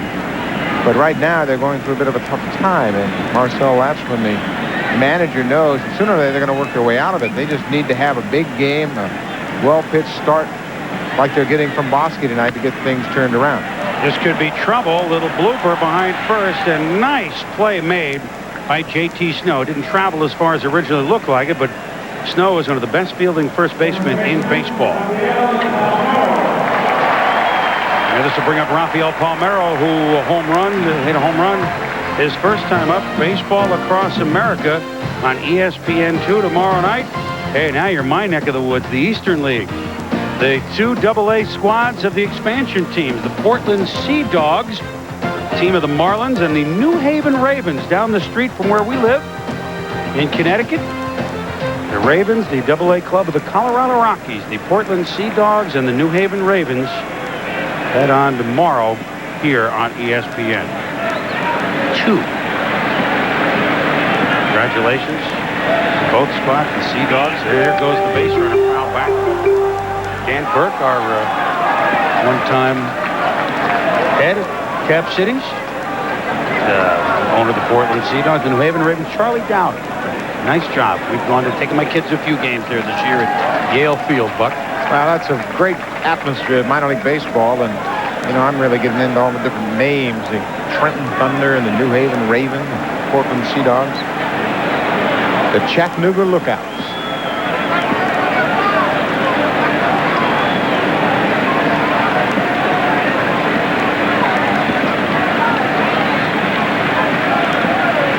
So Anderson running on the first pitch, fouled up by Palmeiro. Pitch up top and outside.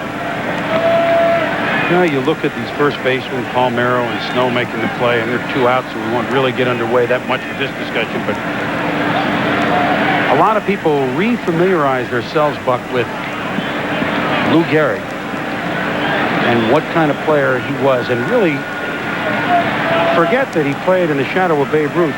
If you were to take 5 players all time, he'd be one of them. Oh, no, you look at those numbers, you look at what he did. I mean, he's 3rd in RBIs, and we'll go into this some more, but 7 times 150 RBIs or more. Now, that's why Cal Ripken didn't want to draw any comparisons between himself and Lou Gehrig, because they were different types of players. Gehrig was relied upon to provide the big offensive production. He had a couple close calls over at first base. Greg Costa, first base umpire, down on one knee. Bosky is quick to first. Well, Greg ran Phil Regan on Monday night's game. I asked Greg before the game and said, "Do you expect any of that tonight?" And I said, I kind of think odds are slim that we'll run anyone unless we absolutely have to.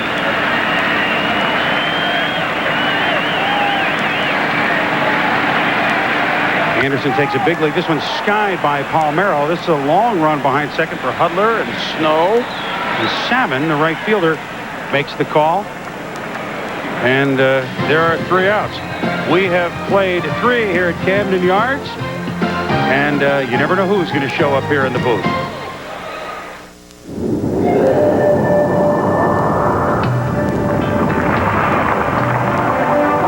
Monroe developed Sensatrack shocks to smooth out the road for a comfortable ride.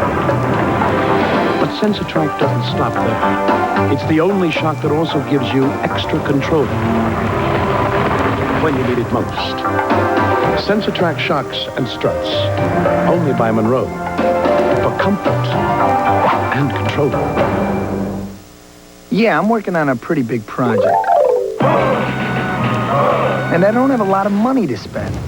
I mean, I want a really good price. That's our pinpoint pricing. At True Value, we've lowered the prices on over 900 items. So no matter what your project needs, you'll find it at just the right price every day. Hey, it's true. Help is just around the corner. Hey, anybody want to split a pizza? Sure. Pepperoni okay? Great. There's nothing quite like a delicious pan pizza from Pizza Hut. Where are you? Over here. Which way? In the corner. Whoa. Come on in. With its thick golden crust, abundant toppings, and all that cheese. Is this company named after you or your dad? Me? Oh, cool. It's meant to be shared. With Ryder, you can drive off with great rates. So whether it's cross-town or cross-country, don't make a move without calling Ryder first. Call 1-800-GO-RYDER.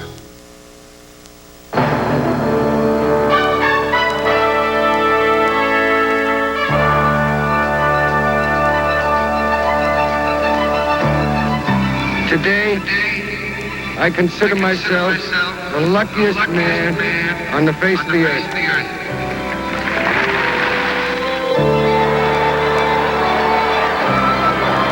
Lou Gehrig, 340 lifetime batting average, 493 home runs. His RBIs almost 2,000. His 23 grand slams by 5, the most of anybody in baseball. McCovey's next with 18. 8 200 hit seasons. Only Rose and Cobb with 10 and 9 respectively had more. 1,888 runs scored. First player in the modern era to hit 4 home runs in one game. And here's a little Lou Gehrig note as the Angels begin their fourth inning with Tim Salmon, who hit the home run that fell in and out of the glove of Brady Anderson in center field. It's a home run note, and talk about great fuck. Yoshino works him inside. Lou Gehrig was one of only 2 players to ever hit 2 home runs in a game off Walter Johnson. He was the only one to hit 2 home runs that went out of the park. The other were inside the park home runs. Walter Johnson pitched 6,000 innings, gave up 97 homers. Gehrig hit 2 off him in one game. So there's there's just one instance of what a great player he was, and not to mention what a gentleman. And, of course, that speech that you saw, 61,808 at Yankee Stadium on July 4th, 1939, less than 2 years later, he would die 17 days shy of his 38th birthday. And Joe DiMaggio was a teammate of Lou Gehrig for several seasons. Gehrig's last season in 1939. Joe DiMaggio, a teammate of Lou's for 4 seasons. I wonder what he is thinking tonight. He's thinking all sorts of things. Much like Ripken, Lou Gehrig was the gentleman, as you mentioned, and Gehrig came out of Columbia University in New York, and he was just the epitome of class. He was a professional ball player like Lou Ripken. You know, at one point in his career, they took an X-ray of his hands, and they found 17 different fractures in his hands that really never led to his missing any games, obviously. But he played through those injuries. A base hit by Salmon. He's 2 for 2 tonight. An average year for Lou Gehrig from 27, beginning with that murderer's row Yankees season, to 37. Average season, 39, 153, and 350. I mean, some of the seasons he had in 1936, 49 homers, 152 RBIs, 167 runs scored. 1931, 46 homers, 184 RBIs, the American League record, and 163 runs scored, not to mention 341 average. He hit as high as 379 in 1930. Lou Gehrig, on his monument, as Chili Davis is up, on the monument on Lou Gehrig in Yankee Stadium, not his tombstone in Valhalla, New York, but on the monument at Yankee Stadium, quote, a man, a gentleman, and a great player whose amazing record of 2,130 consecutive games should stand for all time. Yes, that was wrong, but gentleman on a monument in a ballpark. Now, there's a word, Buck. We hear great, we hear superstar, we hear star, we hear fabulous. It's thrown around like nickels. Gentleman. That's a word we don't hear overused. And they can't take that away from him. Same can be said for that man right there. All around baseball the last week or so, every time I ran into a ball player and they knew I was coming to do this game, they said, man, oh man, I wish I could climb in your bag and go with you. What a special night it's going to be. Anybody that has ever stepped onto the field and played understands just how demanding it is to play shortstop. I did see at the airport you were charged for overweight luggage. I did see that. You guys snuck in. Yeah, we got spy. You saw that surveillance we had here. Just the president, the only one that has this stuff. Chili struck out in the first inning. Count is 1-2. Salmon at first, 1-1 game. Top of the fourth. I think the similarities between Ripken and Gehrig, Buck, this could be 2. It's Cal to start it. And Cal to make the throw across. So doing what comes naturally, and he had him played perfectly, which should be no surprise. Well, I tell you, he is smooth as silk out there. He played up the middle. He knows Mussina's got outstanding command, so Cal Ripken can really over-exaggerate his defensive positioning. He takes the ball on a couple of hops, a little glide step towards second, and fires on the first base. An easy double play. Oh, I see. Oh, I thought he had to go. He's with John Miller, the voice of the Orioles. And John dressed dapperly tonight. President with John Miller. I think the president is enjoying himself. An important double play. Obviously, as Snow follows immediately with a base hit to left. The base is clear and 2 outs. And on Sunday, Mr. Clinton will not be John's partner. Joe Morgan will be. And they'll be at Yankee Stadium. The Red Sox and the Yankees at 8 Eastern time. Sunday night baseball, one of the great rivalries. Red Sox, Yankees, Giants, Dodgers. Even though the Yankees and Red Sox are involved with different sort of things, obviously the Yankees are not going to catch the Red Sox this year in the East. The Yankees can still make the wild card race. And the Yankees, Red Sox, meaningful September game. This is a Giants, Dodgers meaningful September game, which we may have yet. With that NL West, the last, thank goodness there's one division in which there's suspense, although the Angels are making it suspenseful all of a sudden in the AL West. Yeah, they've just got a 5.5 game lead over Ken Griffey's Seattle Mariners. So they would like to get it headed back in the opposite direction. Mariners leading 1-0 at New York tonight in the 6th inning. Mariners got one more stop on their 10-game road swing to the east. They stop in Cleveland and play the Indians tomorrow night. There you look at the AL West standings. Seattle, 3 games over 500, 5.5 back. Texas Rangers have had a mild skid here the last couple of days. Garrett Anderson, he just came up and flat out hit. Rod Carew told me he'd call him the franchise the way he swings the bat. He's all ears when it comes to listening to Carew, and there's, of course, what Rod Carew has done with Jim Edmonds, and you're seeing there, and some of the other hitters. Carew loves this night. Of course, he was one of the few that has 3,000 hits. Well, you know, it was interesting how the young players began to start listening to Rod Carew. It was only after Chili Davis and Tony Phillips came around and they started questioning Carew about their approach at the plate. Some of the young guys said, hey, if it's good enough for them, maybe I ought to give it a try. Yep. And since then, Rod Carew, the hitting instructor for the Angels, has kept a book for all of his hitters on how the pitchers around the league pitch them. There's a good changeup for a strikeout. And Machina worked the younger Garrett Anderson to strike him out. Runner is stranded. We're 1-1 heading to the bottom of the fourth with Cal Ripken due up second. Stay around.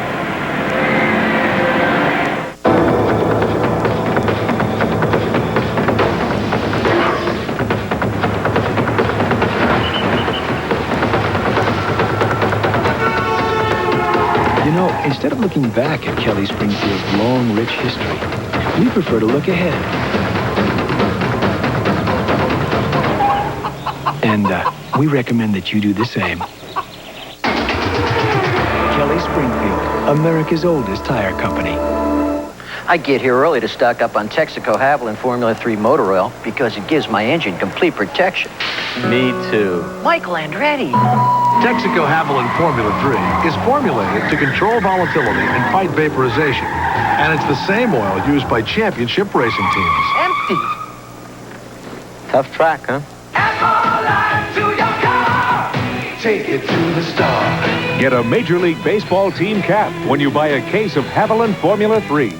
A big 1-2 cleaning punch by Eureka. Corded Super Broom. Real suction power for quick pickups everywhere. Or cordless Boss Light for bare floors and powered brush roll for carpets. Corded Super Broom. Cordless Boss Light. Stick brooms at prices you won't believe. From Eureka.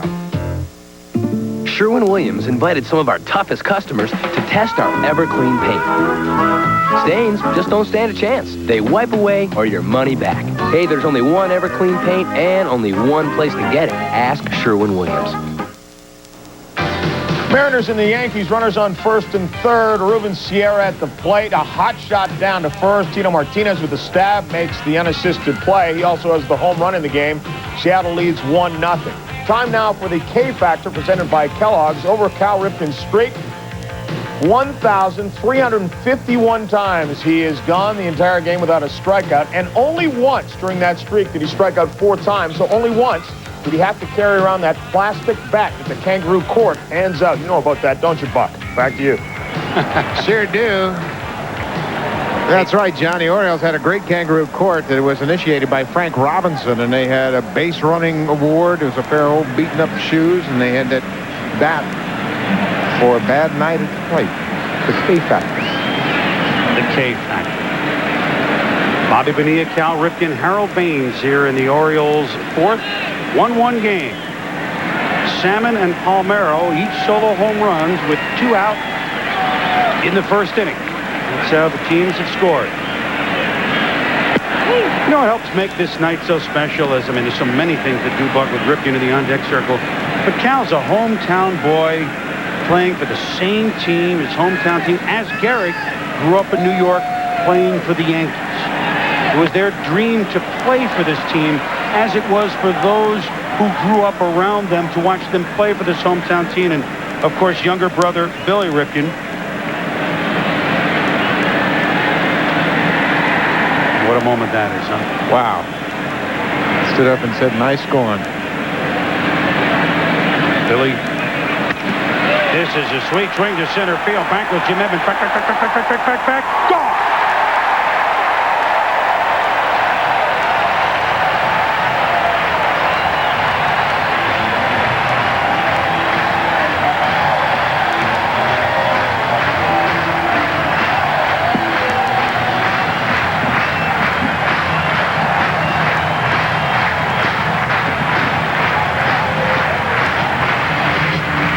The Orioles hit 5 last night. They've got 2 tonight. Palmeiro, number 33, Bonilla, number 6, as a Baltimore Oriole.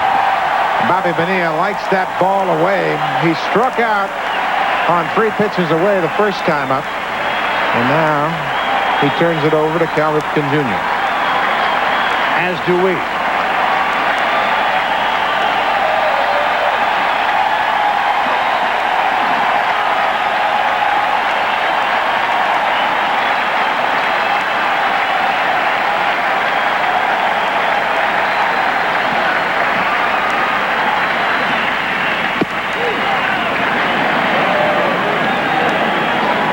Ball one from Sean Bosky. His brother Billy, one of the 32nd basemen that has played with Cal through the years of the Orioles.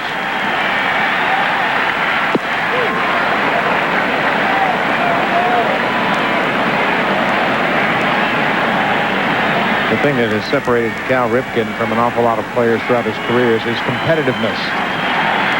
He is a tremendous competitor. He really studies pitchers and opponents. Watch the concentration in his face.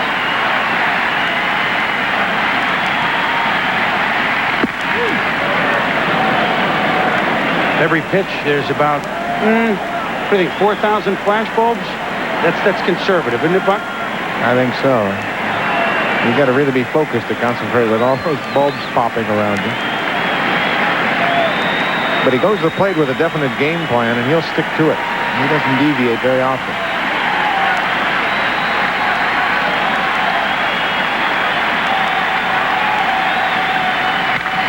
Ripped to left! Oh, my goodness! He's done it again!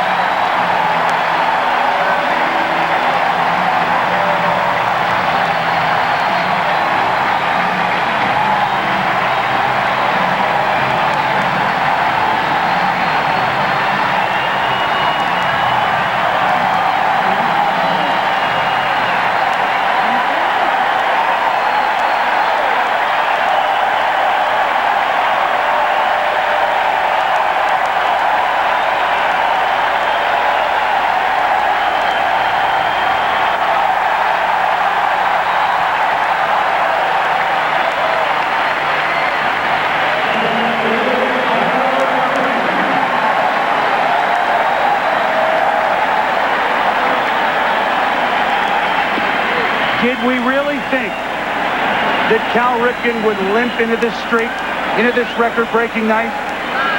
Home run Monday, home run Tuesday, home run Wednesday. You have got to be kidding us. 2,131 consecutive games is superhuman enough. What he's done with all this weight these 3 nights has put it to even another level. His dad told him to do the job right, and is he ever?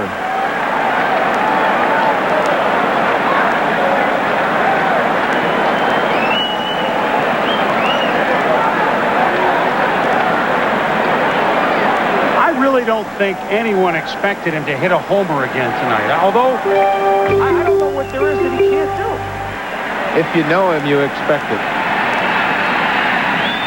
That's the kind of player he is. He seems to be able to call up anything that is needed. You need a leadoff double to start the 9th. That's what he does. 325 lifetime home runs for Cal Ripken.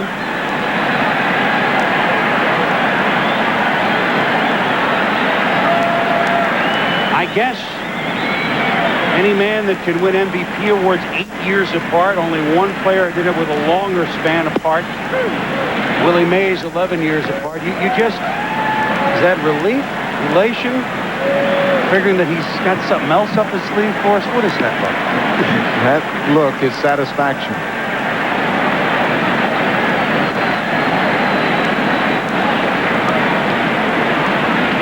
I think the crowd is numb by it, Buck. I mean,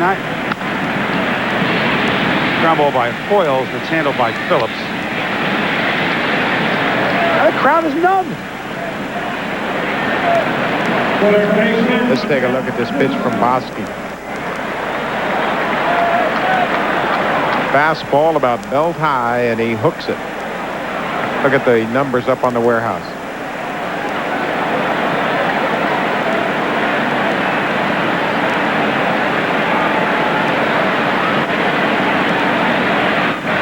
Typical Ripken style, isn't it? understated. Good. Nice going, bro. Hudler over to Snow, and Houston is retired.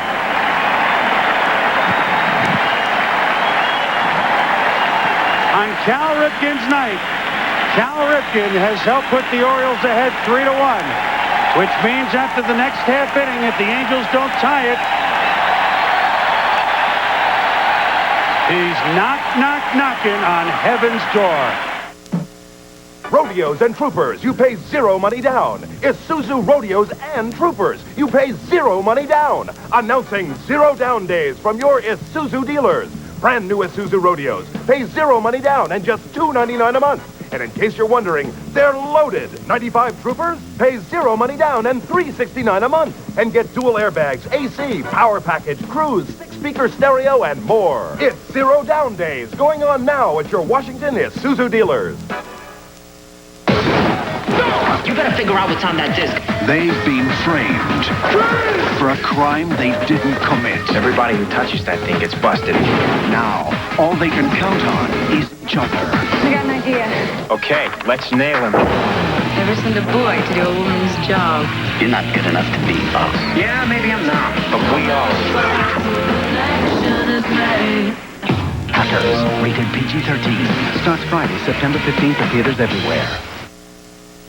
Get ready for the television event of the season. Are you pondering what I'm pondering? Because September 10th, the WB unveils its newest night of comedy. The WB Sunday night.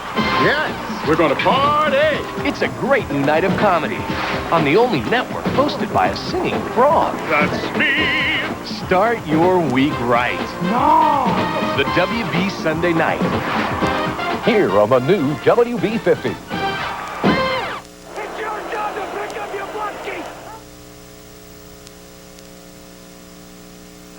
Come on in, got him! Gee, I bet this is a different guy than you met during the recruiting process, huh? Orioles lead it 3-1. Ripken and Bonilla homered in the bottom of the fourth. Boy, did Cal homer. Look at the eyes. Tremendous concentration and determination. And then elation.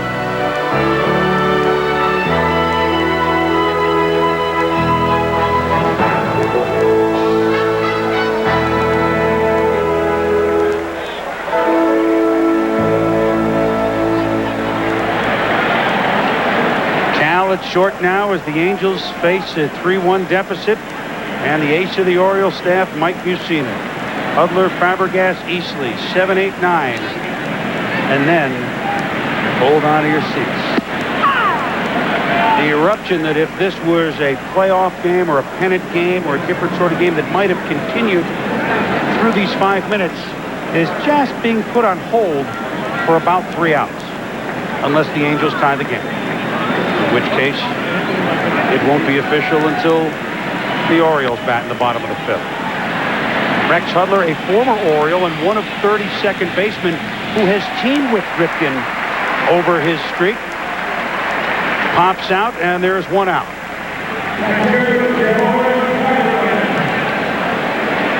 Now the catcher, George Fabregas, who Monday night inadvertently on a play at second base, late in the game went in hard and actually got his spike caught in Ripken's spike a little bit, and everybody was collective gasp because it could have been hurt. And then Cal, after the game, said, "Hey, man, he stepped on my foot. Come on, lighten up." Cal Ripken wouldn't want to see anybody play less than 100%. That's the way he plays it every single inning. Every time he goes into second base, he slides hard. And he respects everybody that plays the same way he does.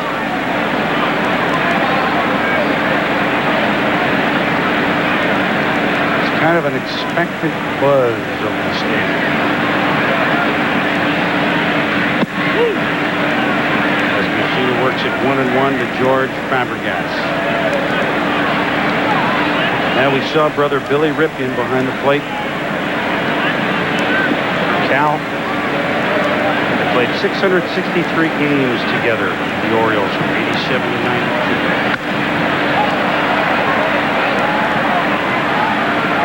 There's Kelly, his wife, Rachel and Ryan, their children, who threw out the first pitches tonight to their dad. Kelly's really responsible for Cal being able to enjoy this season. She told him back in spring training to relax and enjoy it. You might as well allow the people to tell you what a tremendous feat it is. And because of that, he's been able to enjoy it much more than he has in the past couple of years.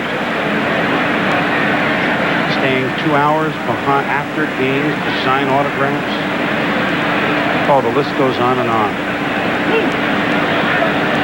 And he'll be up again to take Rachel to kindergarten for day 2 tomorrow. You know, he represents everything that's good about baseball. He appreciates the game. Even tonight, he was standing down in a crowd of people down the right field line signing autographs after infield practice in a mob of people.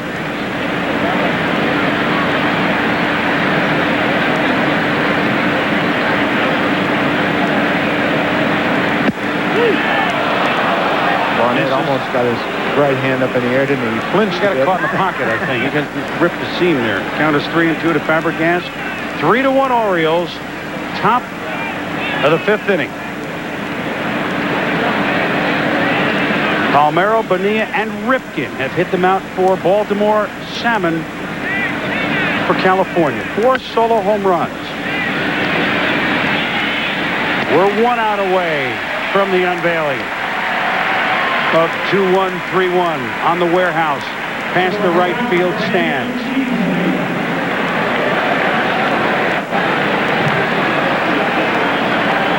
If you have not seen this ceremony before, if you didn't see it last night, you didn't see it on other Oriole games the last couple of weeks, the homestand before this, please. I know everybody has remote controls. Do yourself a favor. Tuck it under the couch for 10 minutes. Easley doubled the first time up. Left the board in the 3rd. Phillips on deck for the Angels, who trail at 3-1.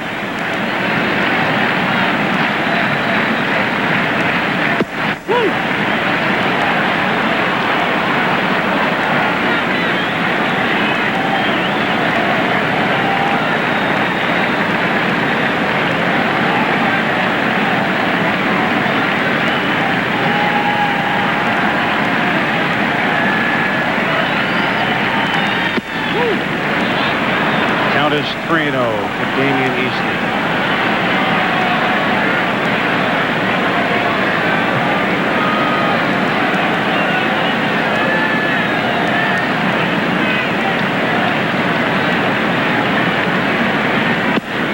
Machina working with Easley taking all the way. Drops it in for a strike.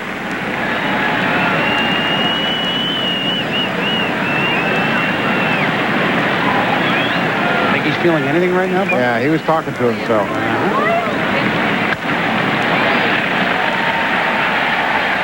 What began on May 30th, 1982, and continues September 6th, 1995. This game, with the Angels trailing, is now in the books.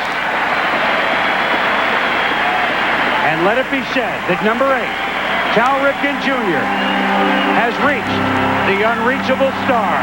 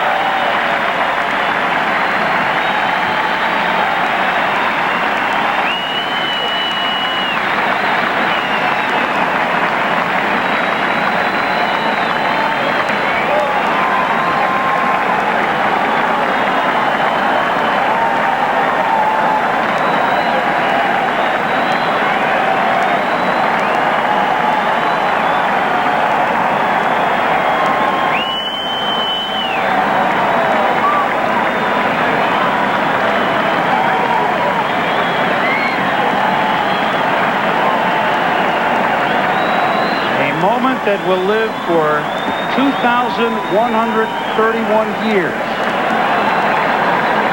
We will never see anything like this again tonight. We've seen it.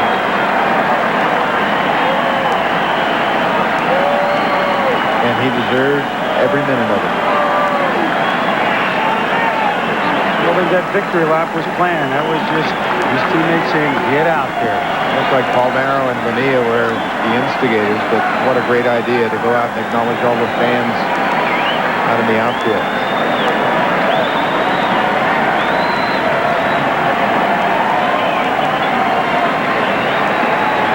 Well, if that doesn't make you cry and excited, goosebumps, and all the above, then check your pulse.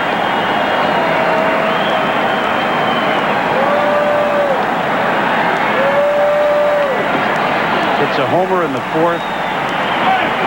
Takes a victory lap in the fifth.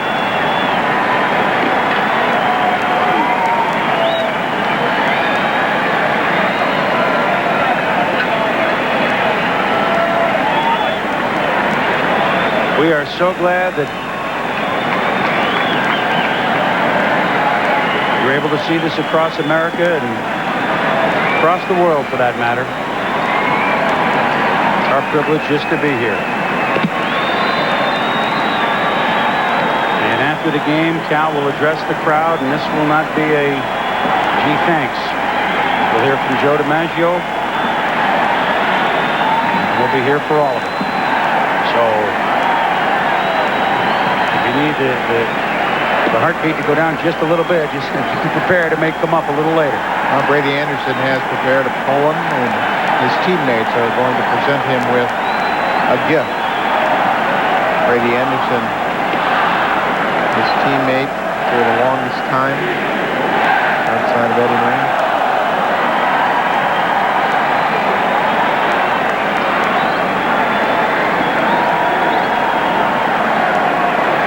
Just another night at the ball yard, huh, Mr. Martinez? Wow. That's baseball. You know, we talked about the record and the magnitude of being able to come to the ballpark and see a record. But when you can associate Cal Ripken Jr. with Lou Gehrig and be a part of it, and everybody knows the accomplishments of Gary and how significant his name is. But now we have all been a part of a new association.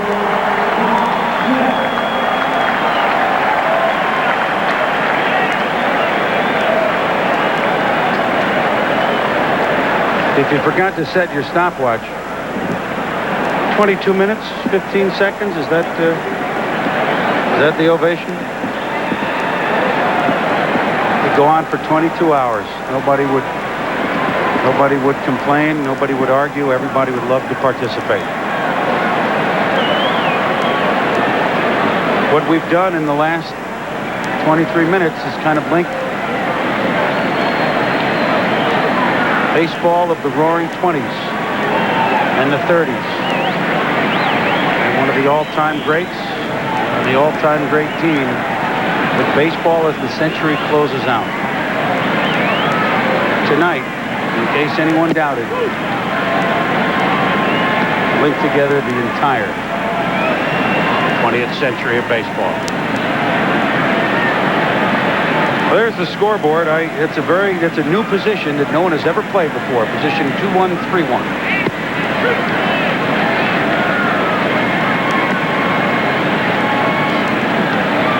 Last night, tears. Tonight, I don't know if we call it jubilation. I think we do.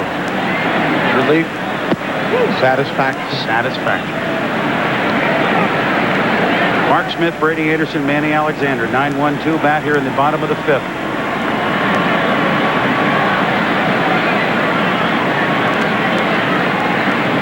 We have just witnessed a humbling experience. Numbing experience, an exhilarating experience. For those that are wondering if baseball is out there and people still love it and cherish it, respect it, yeah. When you put together something like this when you just give us baseball. When you treat it as gently as Cal Ripken has treated it for his entire career, you really learn to appreciate the game. We'll visit shortly with a man that took to the field in the Oriole colors the same way Cal has done every night. Brooks Robinson, the only man that's played more games with the Orioles than Cal. Played almost 2,900 games. Brooks will join us in the next half inning. Brady Anderson's been swinging well. 2 home runs last night as a single and 2 trips tonight. Fouls that one off.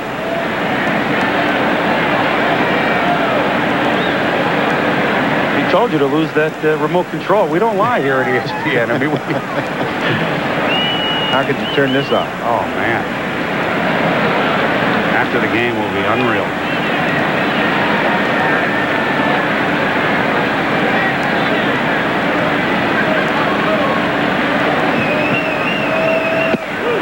Everyone here in the park feels what everybody at home feels, what the president spoke about.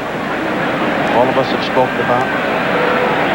Spirit, work ethic, gentleman, competitor, all of the above.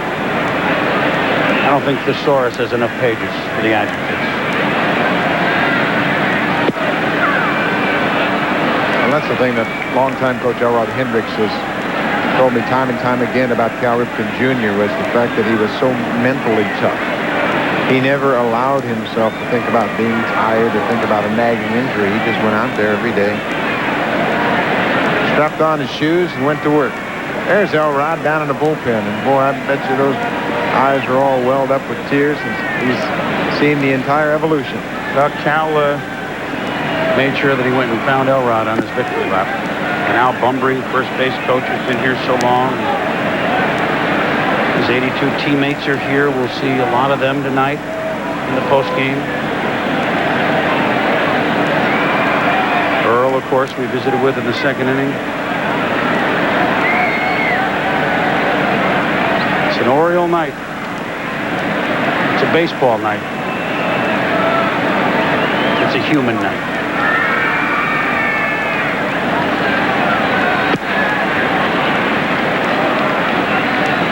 Anderson sits down. There's one out here in the Baltimore fifth inning with Manny Alexander coming up.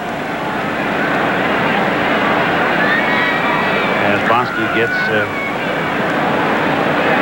Anderson tonight for the second time in 3 trips.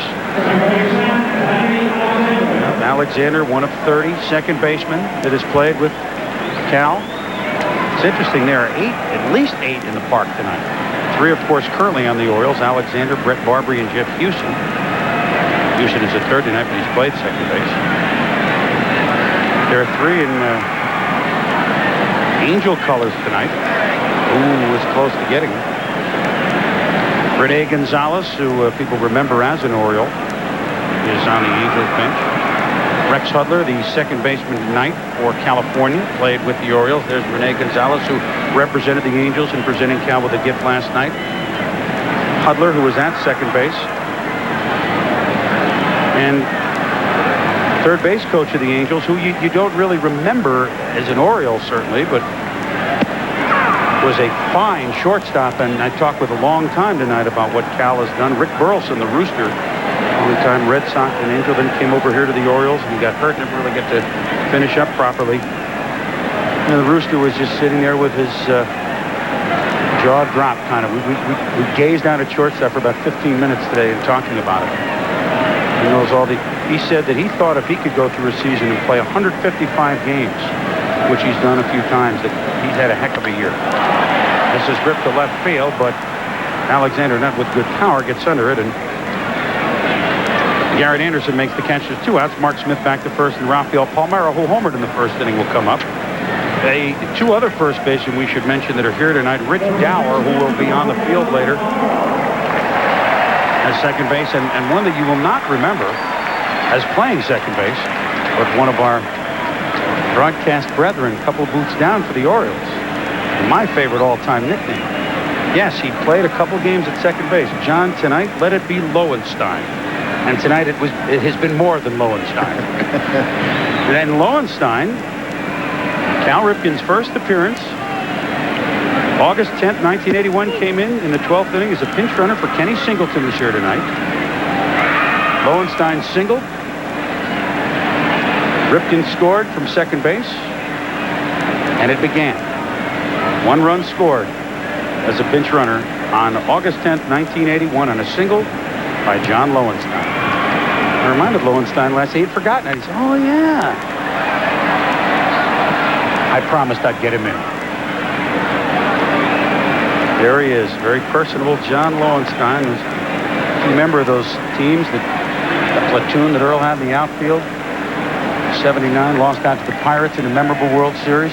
Gary Renicky, John Lowenstein, lefty-righty combination. Earl Weaver had a very good ball club. We heard him talk earlier about how the real leaders on the team didn't need a whole lot of help. They were much like Cal Ripken. They went out there, did their job, and if anybody slacked off, it was the players that took care of it. Outside to Palmeiro, it's 2-1. They're 2 outs. Smith at first. Palmeiro, Bonilla, and if you just joined us, where have you been? But Ripken hit a homer in the 4th inning. His 3rd in 3 nights. His 15th of the season. Salmon, a solo homer in the 1st for California. So the 3-1 score and 4 solo home runs here at Oriole Park at Camden Yards. And a little base hit by Palmeiro. Smith will stop at second, 2 outs. Bonilla up and Ripken on deck.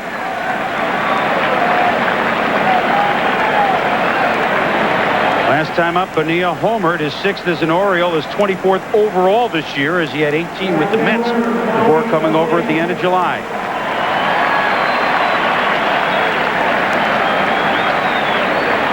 In the first 2 at-bats, Sean Bosky has worked Bonilla away. First time he struck him out. Second time, Bonilla hit a fastball out over the outside part of the plate for a home run to center. Got to work the inside a bit. Cal Ripken on deck, homered his last time up. Back-to-back home runs, Bonilla and Ripken back in the 4th inning. The only thing left for Cal to do at the plate is point before he takes now, that's the last thing he would do. No, we've seen about everything else. I'm running out of, my list is getting short on what I think that he can't do. Hit it over to Babe's Tavern, right? How about if Bonilla gets on and loads the bases? A granny, huh? You working for Disney already? They just bought us.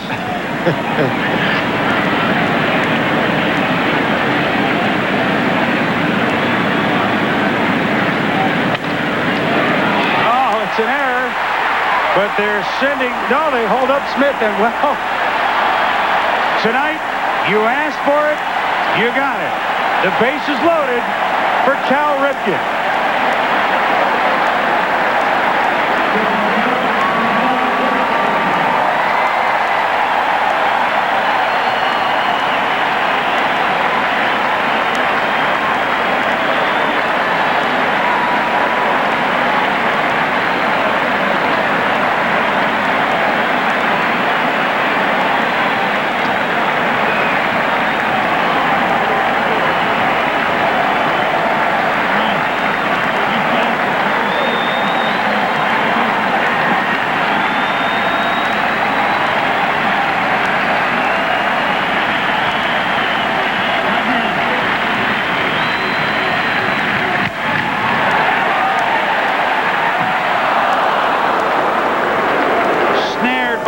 Hutler, and the bases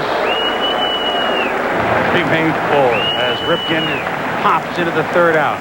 Well, it can't do everything. You know what we just learned at that at bat? He's human. Cal Ripken is human. Brooks Robinson will join us when we come back. 3-1 Orioles. We've played 5 on a night we will never forget at Oriole Park at Camden Yards. We're gonna adopt a little girl. Say cheese. How far will a killer go? I'm our parents. To take back his daughter. In the world, more important than family. How far will a loving father go? We're all together. To protect his family. Father now. What's your dream home? I hate dream homes. the tie that binds. Rated R. Starts Friday, September 8th. Hey, Mr. Butterman, Trish ready yet? Trish was raised to appreciate Duracell batteries. Batteries are batteries, man. You can't top the Copper Top. Summer's history. So what's on your mind? The fall. Football. That dream where I show up for school naked. My jersey number. Her phone number. Hoops. Her sister's phone number. So, what's on your body? Hyped up colors. Champ Sports stuff. Stuff you can't get anywhere else. Tons of it. Head to toe. I got Champ's number. The best Nike, Adidas. Massimo, No Fear, Starter. Only at Champ Sports. Champ Sports? Champ Sports. Your mind, your body, your call. 1-800-2-BE-FIRST. Champ Sports. Get the real stuff first. In this day and age, the old camcorder with its tunnel vision is, shall we say, history. Now look at the world with a sharp view cam. The big bright color view screen frees you to see all the action, and the pivoting lens gets shots the old camcorders can't. There's even instant replay with color and sound. So it's out with the old cam, in with Sharp View Cam. Now get up to a $200 rebate when you buy a Sharp View Cam.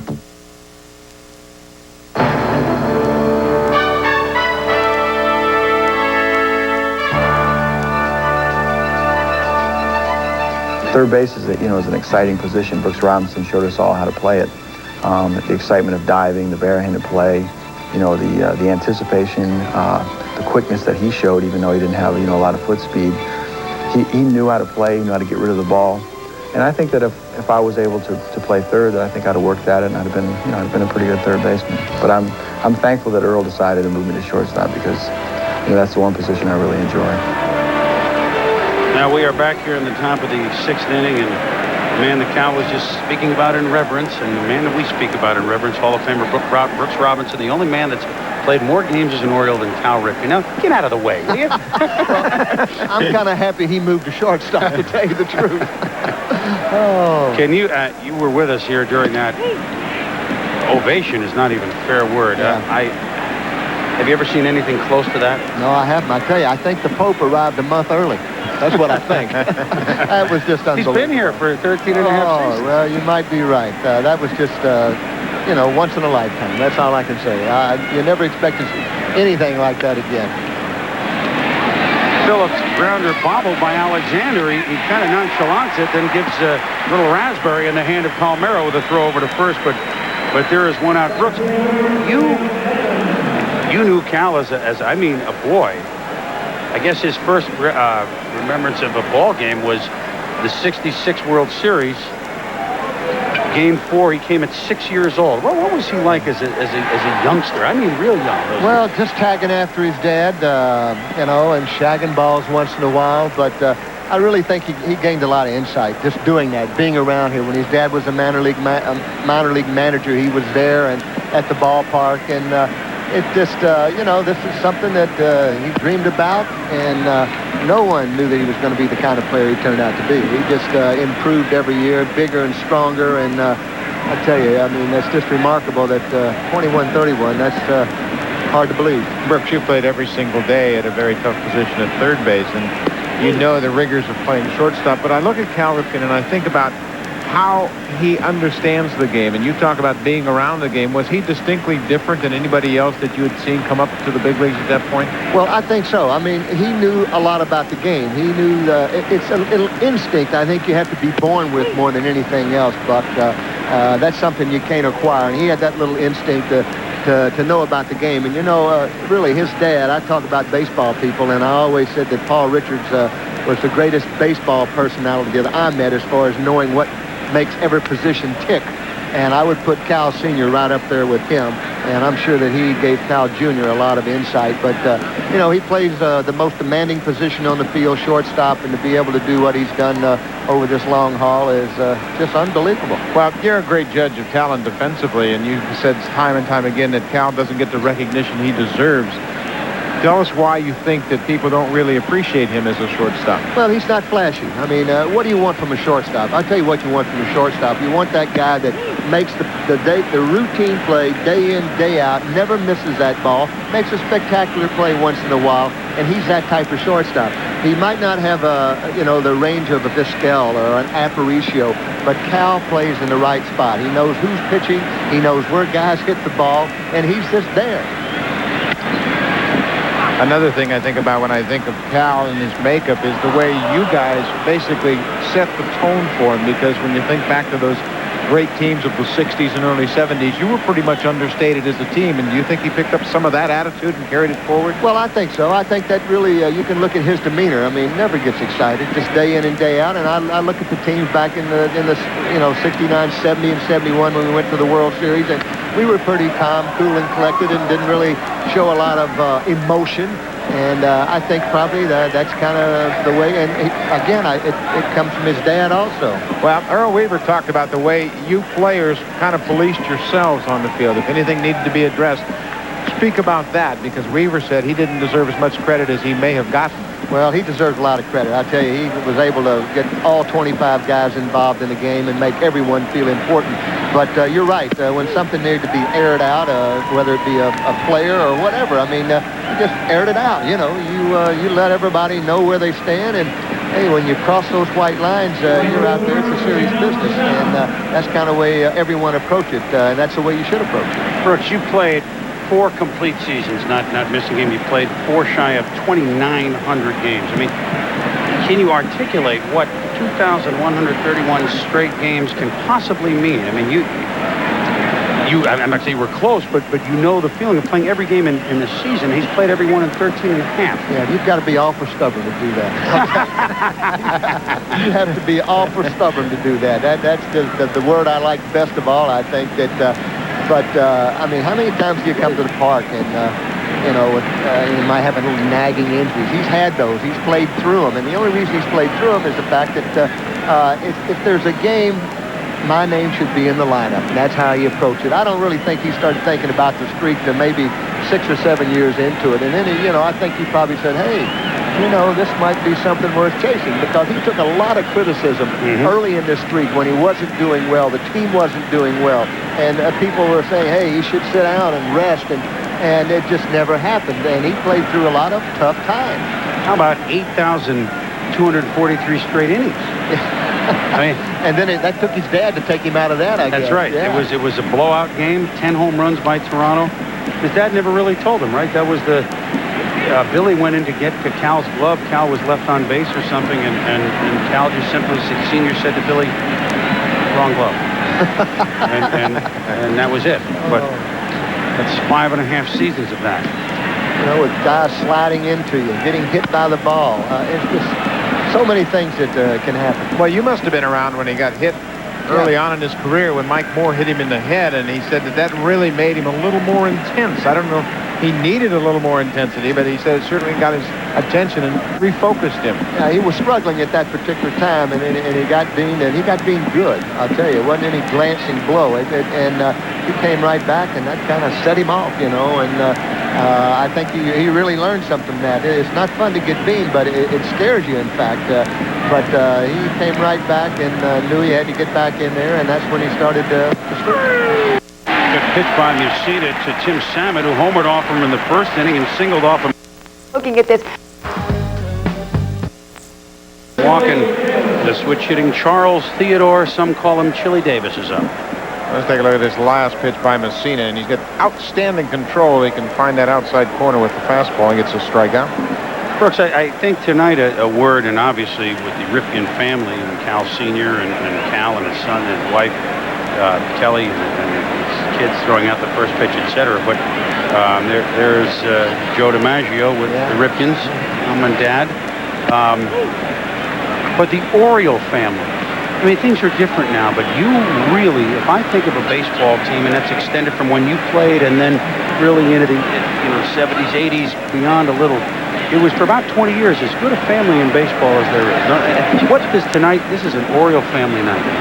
Well, it is an Oriole family night, and I think that it all goes, Chris, back to just being a type of a blue-collar town. And I think they just when they like you, I want to tell you, they like you, and they never let you go. And that's kind of the way that they've embraced Cal Ripken tonight, and it's something that will last forever. And I don't know how else to put it, but I mean, it's unlike a lot of big cities. I mean, this is, you know, everyone goes to New York, to Philadelphia, to Washington, and Baltimore always kind of got left out. But, boy, they're the highlight of the town tonight. Well, they're not getting left out tonight. No, that's they're for not. sure. And I think you all had a team that people, whether they rooted for the Orioles or not, they had everyone's respect. And I think that's kind of carried over to Cal and what we were seeing tonight, and people are thinking of Orioles and years go by. I mean, I know the rivalries in the American League cities. You'd go into the Bostons and the New Yorks, and you weren't booed and hooted as a hated team. You were booed as an opponent, but it was a different sort of there was no jeering. Everyone always wanted to come out and see the Orioles. I'm not being patronizing. I know it because I sat in Boston and watched all this. Well, like you say, it probably started just, you started winning, and you had a front office that was first class, and it kind of went right down to baseball people, went right down to the players in the field, and it just permeated. I mean, even the minor leagues and the players we brought up, and they just had a certain feeling on knowing what to do. Can it still be that way today? No, I do not think it can be that way today. I just think that baseball has changed so much, Chris, that you probably won't ever get that feeling again. That's the way I feel. That's sorry to admit, isn't it? Oh, it is. Absolutely.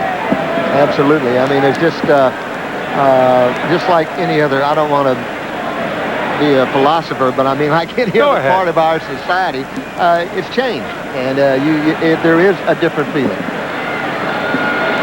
Wow, the feeling of certainly what was and what you grew up thinking and still think of baseball. We're feeling that tonight. There's no doubt about it. No question. Big situation here in the ball game. You've seen us walked a couple with Chile on. They're 2 outs.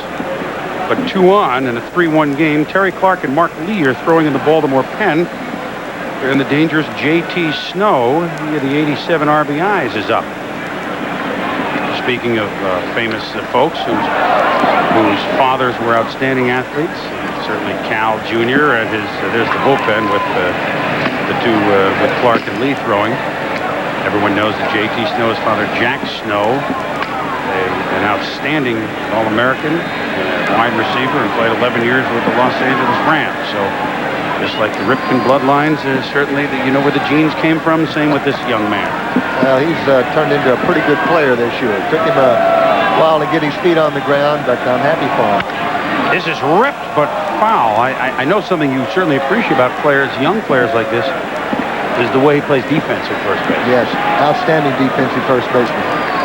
Berkshire, what do you think it is about the guys that are around the game, like J.T. Snow and Cal Ripken, about picking up, it's kind of a attitude about professional sports. This is how you go about your business. Do you think that's missing an awful lot today? Oh, I think so.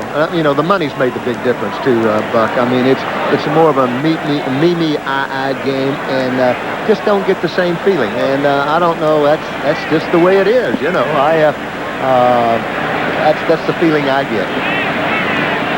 Don't you feel, though, that the fans are waiting to embrace, as they did tonight, that it won't ever be, quote, the way it was, but it can go in a direction which maybe brings in some of what you grew up and what we grew up and people even younger than myself grew up thinking about baseball? Don't you think that it can be embraced maybe a little bit differently, but you can get back on track when people see nights like this? Hey, Chris, absolutely. But, they got to get started. Yeah, what's happened since the strike? Nothing. Tonight. Yeah, tonight. That's it. But, I mean, they've got to get started. They've got to, they've got to show the fans that they're trying. They've got to get a basic agreement. They've got to get out on their hands and knees and say, hey, I'm sorry, let's play ball.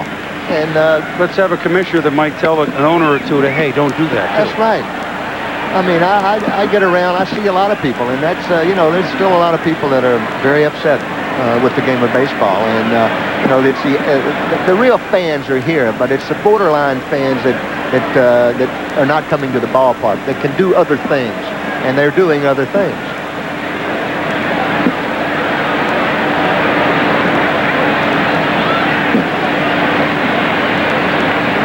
There's a gentleman that is always welcome at any ball yard, and he had tears in his eyes, too, during those 22 minutes of ovation. I'll tell you, all he has to do is put up his hand, walk out, and He gets an ovation anywhere. What did Brooks, I mean, what did you think of Joe DiMaggio when you were a kid? Oh, well, I grew up, I knew baseball, and Stan Musial was really my idol, but I sure knew Joe DiMaggio, and I played in an old-timers game here many years ago, and Joe just took a, you know, I mean, he just stops the show wherever he is. Just walks out in his street clothes and gets the biggest ovation of anyone. He doesn't really mean to. No. But, you know, he looks like a Yankee, doesn't he? I mean, he just says, I'm a Yankee. I'm a class guy, and you see the World Series ring on his hand. Well, it's nice that he's here tonight. Yeah. I tell you, the fans are going to get a big thrill to see Joe walk out on the field tonight. This is trouble. This is a long run for Mark Smith. Oh, he makes the diving catch.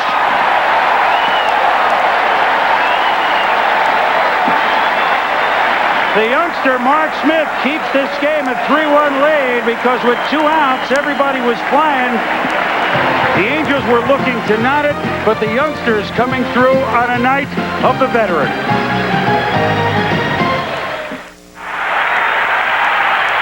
Remember this date, fans. May 2nd, 1939. Lou Gehrig, the Iron Horse, has just taken himself out of the Yankee lineup for the first time in 14 seasons. 2,130 consecutive games, a record that will stand as long as young men play the game of baseball.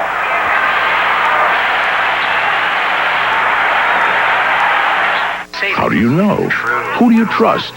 What are they really saying? Only one long-distance company gives you written proof that your business saves over AT&T. There's no question about savings with MCI's Proof Positive. Sure, my business is saving with AT&T. At least I think so. I feel like we are. They tell us we are. How would we know if we weren't? I don't think we'd know. I don't know if we're saving. There's no question about savings with MCI's Proof Positive. I'm dead. I got 47 boxes to ship out by tonight. Easy. FedEx shipping software. It's just point, click, and ship. Really? Bramwell thinks I'm working my tail off. Just point, click, and ship. Take a long lunch. Point, click, and ship. Play a little golf. Point, click, ship. FedEx shipping software is so easy. Just point, click, and ship from your own computer. Mr. Bramwell. I'm dead. You're dead. I'm dead. You are really, really dead. For free shipping software, call FedEx. When sports cream? When arms are sore. When legs ache. When muscles hurt. Why sports cream? Massaging sports cream in brings fast pain relief. No medicine-y smell. No odor. Why sports cream? Because it works. Welcome back. As you've heard Chris Berman say so many times tonight, a very special night in Baltimore, but not just in Baltimore. Cal Ripken's night was all around the world of baseball tonight.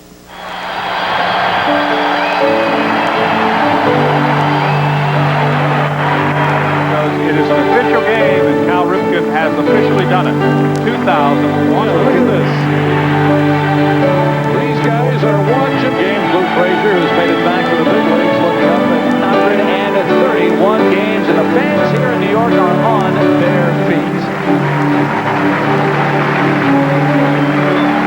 The game as Ripken broke the record, and Bob Shepard said, Cal Ripken has officially broken Lou Gehrig's record. Back to you, Chris. All right, John, thank you. Boy, now there's a touching scene. That you really think that it's just here in Baltimore? I mean, it was a night when everyone in baseball was connected. As we look down, and this thing's been providing pictures from before today's players were born. Whittier Blimp over the All-Star game in 1933. Speaking of pointing it out, Buck, speaking of pointing to center field, it's here tonight with a special tribute to Cal, and yes, he is number one. We're joined, Chris Berman, along with Buck Martinez, by Brooks Robinson, the Hall of Fame third baseman from the Baltimore Orioles. And new pitcher for California is Mike Bilecki. It's an all-Cub night. Bosky is given away to Bilecki, and Ernie Banks is in the stands. So I guess Ernie at least is getting some sense of satisfaction from it. The Cubs being represented. Harold Baines is up a 3-1 Oriole lead in the bottom of the sixth, and he strikes out. Brooks, that was not, I mean, everyone seemed connected tonight. Everybody, either you were here or you were here in spirit for baseball. Oh, you sure were. I came in a little later, about the second or third inning, but I mean, people just standing out on the streets still trying to get tickets to get in here. It was unbelievable. This park itself, I know you love the old Memorial Stadium. We asked Earl the same thing, but this setting, this park itself is kind of what Cal's done tonight. Combine the old with the new, if you think about it. Well, it sure has. It's made a big difference, Baltimore, downtown-wise, but it's just a terrific park for the fans. A lot of things happening. I mean, people walking around. Brooke Powell out there selling barbecue. I mean, and you can see the pitchers warm How out. does it taste? I mean, I've had it a few times. You like that? Yeah. I don't like to get in line, though. He makes me get in line, you know. You got to be kidding me. Yeah, he makes me get in line and makes me pay for it. That's what I don't like about it. But you're right. This combines the old with the new, and it's just a great ballpark. I tell you, it's a great park to hit in, Buck. You'd love to hit here, too. Yeah, it's nice and cozy, isn't it? It sure is. The ball flies out of here, and that's really been the Orioles' problem most of the year. They just offensively have not done the job. Chris Foyles fouls this one, and Snow a long run. We talked about his fielding. We talked about it, and he missed it. It's a fair ball, and now Hoyles was thinking about going to second. That's, of course, a tough play. I figured it would be a nice segue into him making a nice catch, but, you know. Now they got turned around, and the ball got over the back of his head, and it drifted back into fair ground. Chris Hoyles gets a single. Watch J.T. Snow in foul ground there, and then the ball starts to drift on him, and that finally ends up in fair territory. Hudler, Salmon all around. J.T. got turned around, Brooksy. I think J.T. probably called for the ball a little too quickly, and it really ended up being Hudler's ball. He had the best angle on it, and here, whoever picks up the ball, if he throws to first base, he's got Hoyles dead at first base. So the Orioles with something going, and the third baseman, Jeff Hewson, is up. Brooks, what was your, it's hard to say favorite memory. I mean, you guys won that World Series, shocking the Dodgers. We talked with Earl. It seemed like some of the World Series early on that you think you'd win, you didn't win. And the ones people didn't think you would win, like 66, sweeping the Dodgers. Sure. There's the Big Red Machine in 70, and that was, of course, your series. Is that the one? Well, I think that I played before, and the two were supposed to win, we lost, and the two were supposed to lose, we won. But I don't think anything tops your first World Series. Really? Yeah, I just, you know, when as a kid growing up, you always say, boy, there's a guy who did it. He was the MVP that year. We hit back-to-back home runs in the first inning of the first game, and that was just about the end of the fireworks. Well, Drysdale pitched, that was right. A little advantage we had. Not that Drysdale wasn't a great pitcher, but Koufax was their #1 guy, and he had to try to finish off the Phillies to get in the World Series. This is interesting. He finally easily makes the play, and there's 2 outs. But as a youngster growing up, you just dream about signing a professional contract, getting to the major leagues, being on a pennant winner, and winning the World Series. And we did that in '66, and I just, I said, hey, we don't ever do it again. We did it one time, and that's really what it was all about. So I'll never forget the first time around. And in 69, of course, the Mets, we won the first game, and then we never got out of New York. And in 70, I tell people I played almost 23 years professionally, but never had 5 games in a row like I had in that World Series. I mean, you can play 2 weeks and never get a chance to make a good play at third base, but in that particular series, it was hitting and fielding, and a little bit of fielding, as I remember. Yeah, right. And I tell people, well, the thing that no one remembers in the first inning of the first game, a little 24 hopper to me, and I made a high throw to Boog Powell for an error.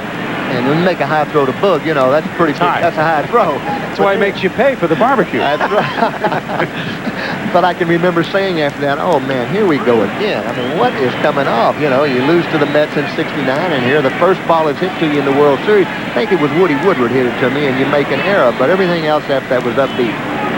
Well, he made that great play on Lee May in foul territory and threw him out. Yeah, Lee is the hitting coach here. He never lets me forget it. I mean, every time I see him, he says, hey, Robinson, no one would ever heard of you if I hadn't hit that ball. Well, I don't quite think that's true.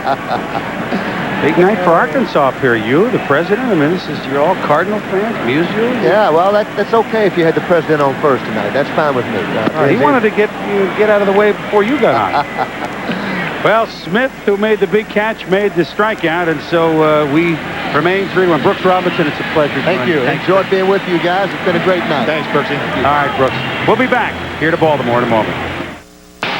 Rise and shine! Hi! It is morning and it is time for breakfast. You have $1.99. What are you going to do? 4 Rise and Shine combos from Hardee's. Choose a made-from-scratch sausage biscuit, ultimate omelet biscuit, biscuit and gravy, or bacon, egg, and cheese biscuit. We'll give you hash rounds and your choice of coffee, orange juice, or a soft drink. 4 combos, $1.99 each, only from Hardee's. Answer me, Private. Hardy. All right. Fresh from the kitchen at Hardee's.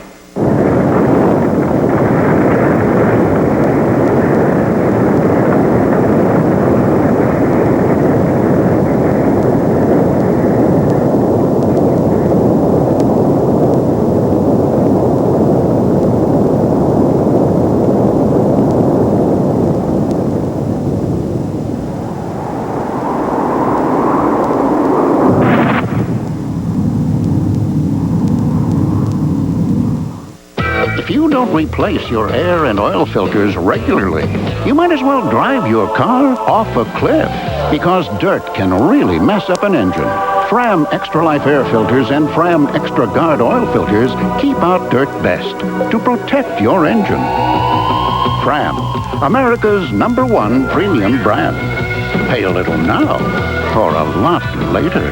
Buy any 2 Fram filters and get your favorite officially licensed NFL team cap for $1.99.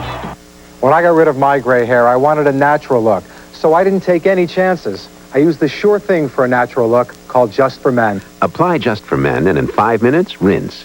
It's specially timed to blend away gray, bring back your natural look, and condition hair. It's a sure thing. Just for Men, the sure thing for a natural look. And now try Just for Men Color Gel for the hard-to-color hair of mustaches and beards. Brush in, rinse out. Just 5 minutes.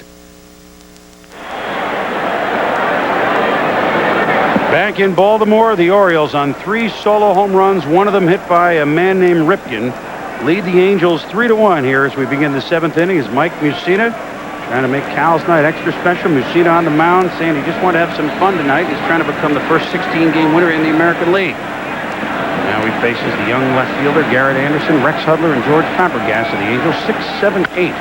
And a beautiful inside-out swing by Garrett Anderson. And again, Mark Smith makes the diving grab.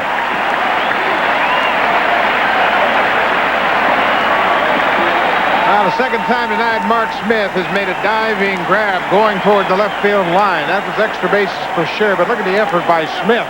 Diving headlong, he spears the line drive off the bat of Garrett Anderson and saves at least a double, maybe a triple for Mike Mussina. Right, it's 2 straight plays. He ended the 6th inning on a catch against Snow, and he starts the 7th with Anderson. So 1 is an accident, 2 is a trend. I guess Mark Smith can play some left field, but why guess about it? I mean, I thought I was well dressed tonight, but we are joined now by the voice of ESPN Sunday Night Baseball, the voice of the Baltimore Orioles, and it's not Burgess Meredith as the Penguin. It's in a tuxedo, John Miller. And thanks for adding some class to the booth. Hey, listen, this is just like any other game for me. Oh, yeah. This is where you dress every night, right? I've noticed those ties on Sunday Night Baseball look just like this, as a matter of fact.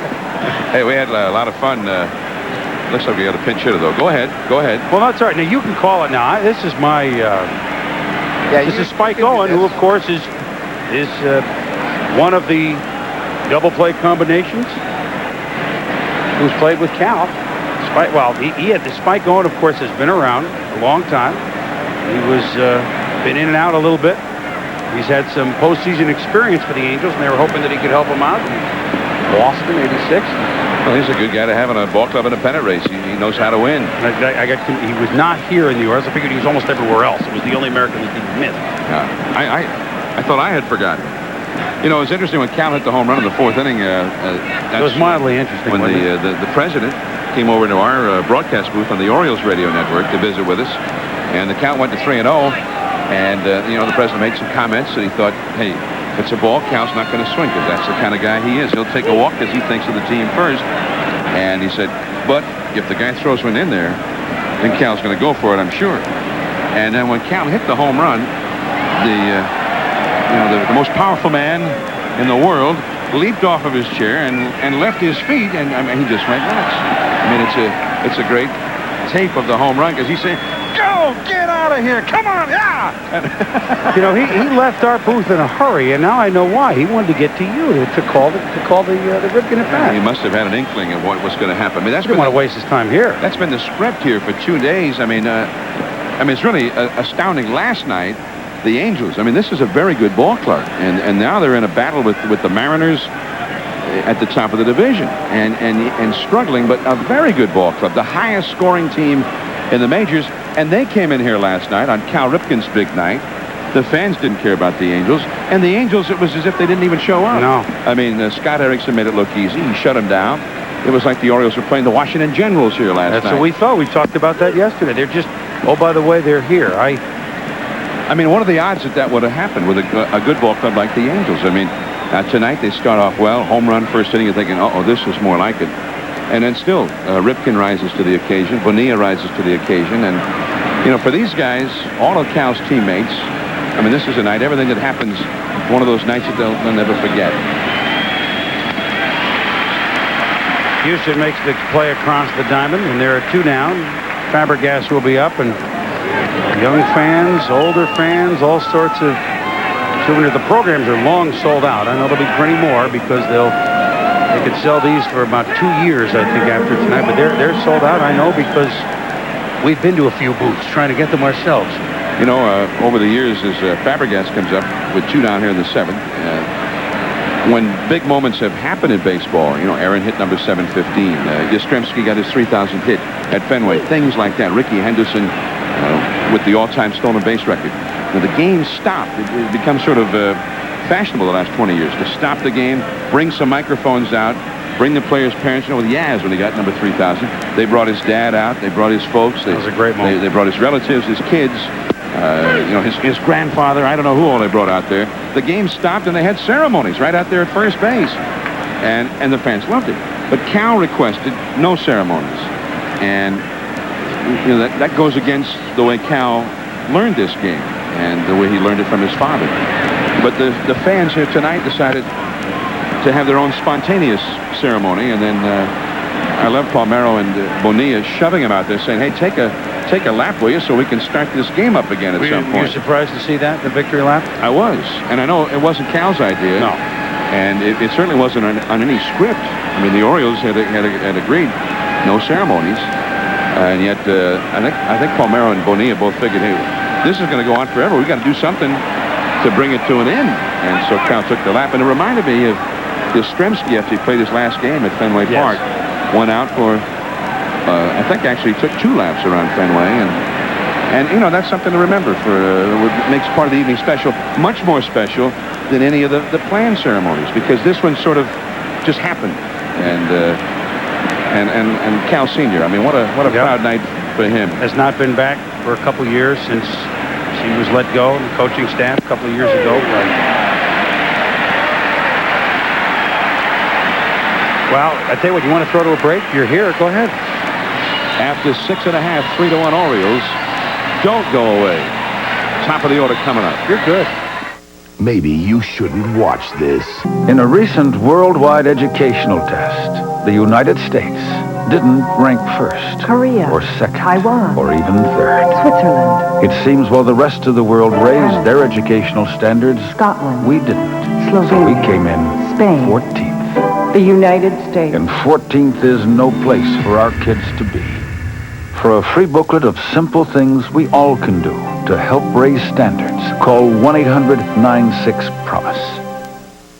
Attention pager buyers. Statewide Paging's got a deal that will blow you away. Rush into Statewide and get paging for $1 a month. That's right, paging for $1 a month. If you're unhappy with your current paging company, trade in your pager for a Statewide pager. Don't waste your wages on the pages. Get Statewide for $1 a month. Get quality pagers, coverage of Baltimore, Washington, and Ocean City from Statewide Paging. In Washington, call 301-470-0000. In Baltimore, call 410-792-0000.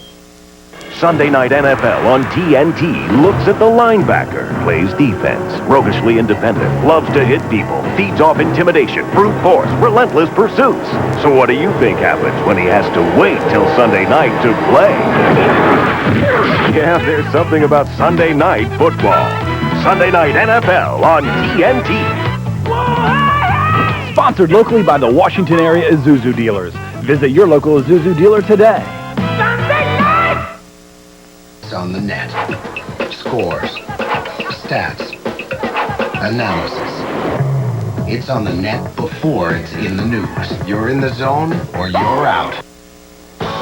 We told you as 21-31 was unveiled, the Yankees were coming back to tie the Mariners. They went on to win the game. Paul O'Neill drives in Velarde here. This is the 6th inning, part of 4 runs in the 6th. The Yankees win it 4-3, and the Phillies and the Dodgers will come up following this game and following the ceremonies. That's Heathcliff Slocum. A little earlier, watching Cal Ripken Jr. and the Orioles in action. They'll be coming up following your post-game reports and celebration. Chris, Buck, and John. All right, John, thank you. Yeah, we trotted out everyone. We got John Saunders in the studio. We got John Miller and Tux, and you'll be emceeing tonight with Chuck Thompson. Have we seen the old tune? We ain't seen nothing yet, although it's hard to top what we saw, but tonight should be special after the game. Yeah, well, I think it will be something that the fans, they want, because Cal is going to address the fans tonight. I mean, he's thought about it. There are things he wants to say to them, and it could well be a very emotional time, and so that will be after the ball game. Joe DiMaggio is here, who, of course, played on some of the greatest Yankee teams of all time with Gehrig, was there the day Gehrig told Joe McCarthy, don't put me in today, Skip, and was there for the famous Lou Gehrig Day on the 4th of July, 1939. So DiMaggio is here, which is sort of the perfect baseball figure to be here on this night of all nights. Brady Anderson, the hitter, and he is 1 for 3 in the game, facing the new Angels pitcher, left-hander Bob Patterson, who is on. So there'll be a few things like that. Cal Sr. and his wife Vi will be here. Billy's here as well, which is kind of a surprise. So they'll have some interesting ceremonies. Earl Weaver will be involved in it. Brooks Robinson. Of course, Cal came up as a third baseman, and Brooks was his idol as a kid. And then Earl moved him over to shortstop in that first season, which was kind of a controversial move. But it was interesting with looking at his folks tonight while this ovation went up, because, Cal Sr. is a guy who, he's sort of like the drill sergeant in boot camp in the Marine Corps. He's tough. He says, here's how you do it, and that's it. But he taught generations of young Orioles how to play the game, including this particular fellow. And, he just looked so proud of him. And, Cal, the family was so close-knit that when they took Cal to first grade, he refused to get out of the car. And then when they got him out of the car, he ran right back to the car. And then when they finally got him into the school, the minute they turned around, he ran out of the school and ran home. This went on. This didn't just go on for 3 days. This went on for a month. He'd finally get in the classroom. And the minute the teacher would step out of the hall, Cal would run back to the closet, get his book bag, and he'd dash out the side door and run home. And he says that, looking back on it, that it was basically separation anxiety. He was so close to the family, he just couldn't stand that he was away from him all that time. But he got into the second grade, and they started playing ball. And one teacher would let them take batting practice. As soon as they hit a fair ball, then they were done. Well, Cal wanted to take lots of batting practice. When his turn would come, he would intentionally hit the ball foul. And, one day, he hit foul balls for 15 minutes. And finally, the teacher just said, okay, Cal, you're out. We got to give somebody else a chance. And he did he was sort of a mini Earl Weaver. He started kicking dirt, screaming and shouting. He walked away from the teacher finally, and he turned around and looked back at him and said, and you're a lousy umpire, too.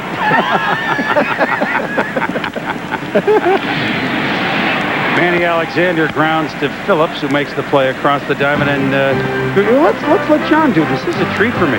We're talking college football, and whoa, boy! Tomorrow night on ESPN, it's college football as the Boston College Eagles take on Virginia Tech. Coverage begins with the weekend kickoff show, 7:30 Eastern, 4:30 Pacific, and then at 8 Eastern, it's BC and Virginia Tech, right here on ESPN. How's that? You know what? You might have a shot in this television game. I think you had a job doing promos. Join Chris Berman and Buck Martinez. Rafael Palmeiro, the hitter now. Palmeiro got the night off to a very fine start by hitting a home run.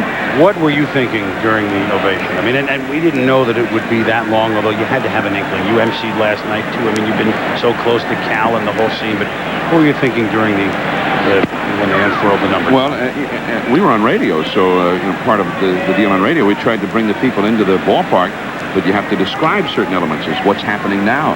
Where's Cal now? And, it was very difficult because I would have preferred just to sit and watch.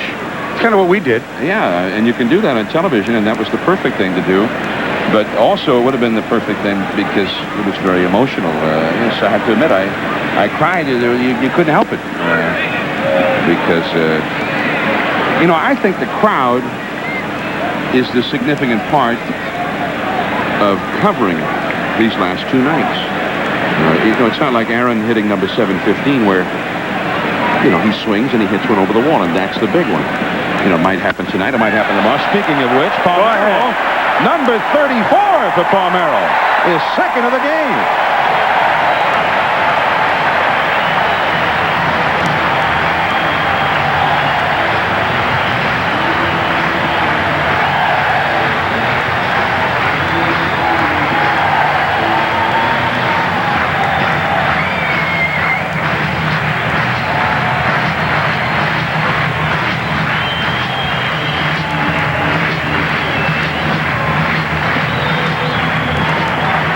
Once again, the Orioles pound out 4 home runs. It's a breaking ball. It didn't get far enough away from Palmeiro.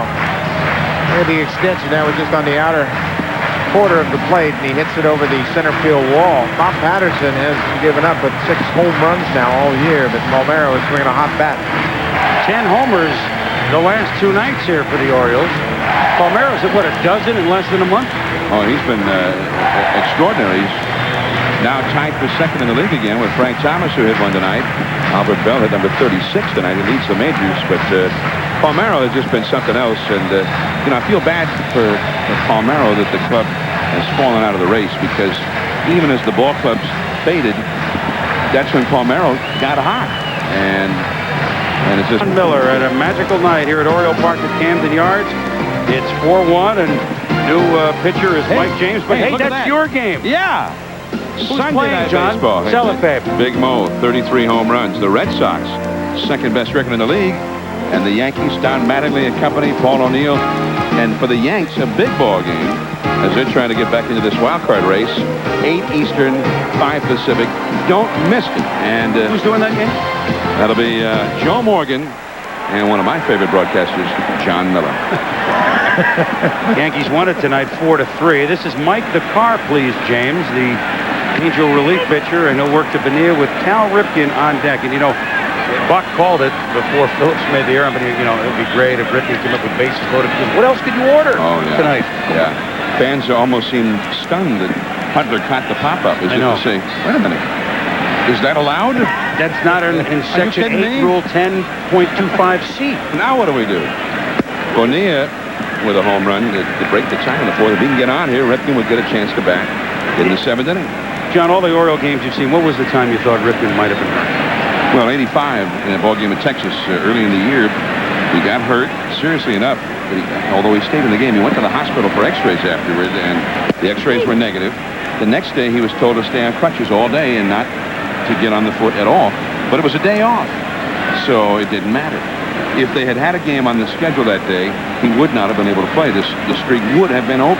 One of his children born in the offseason, one on a day off. I mean, there's a lot of the stars have been in line, haven't they? He had a dilemma.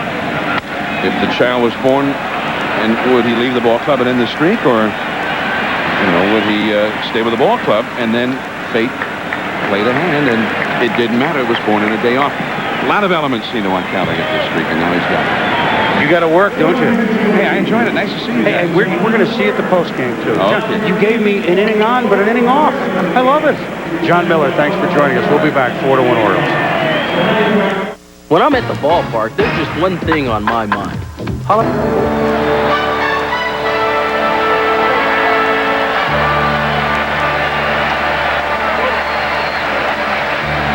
Top of the 8th inning here in Baltimore, June 6, 1993. Mike Buceta hit Hasselman, charged the mound, Ripken in the middle of it. Ken Griffey Sr. is holding Cal, and in the play, Cal Ripken twisted his right knee and stayed in the game. Later was quoted as saying, "It was the closest I've come to not playing."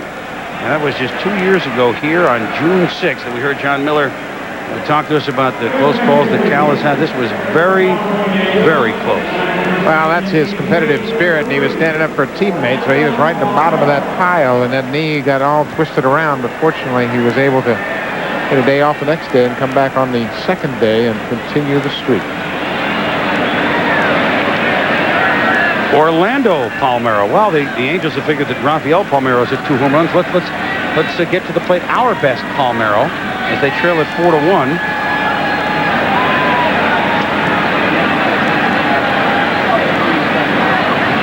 And he will hit for the number 9 hitter, Damian Easley. 4-1 Baltimore, top of the 8th inning with post-game ceremonies to follow. John Miller to MC it. Cal will address the crowd that has showed its affection 10 times over. I'm sure he will show his affection for them 100 times over. Here from Joe DiMaggio and Brady Anderson and many more. Here's Joe, and I would say that he has thoroughly enjoyed his evening at the park. He has had a lot of visitors and talked a lot of baseball tonight. A chance to see Cal Ripken Jr.'s parents. Spent some time with Frank Robinson. Around Baltimore, they just call Frank Robinson 20. That's it. He's just 20. That's his number. Well, they certainly can call Cal 8.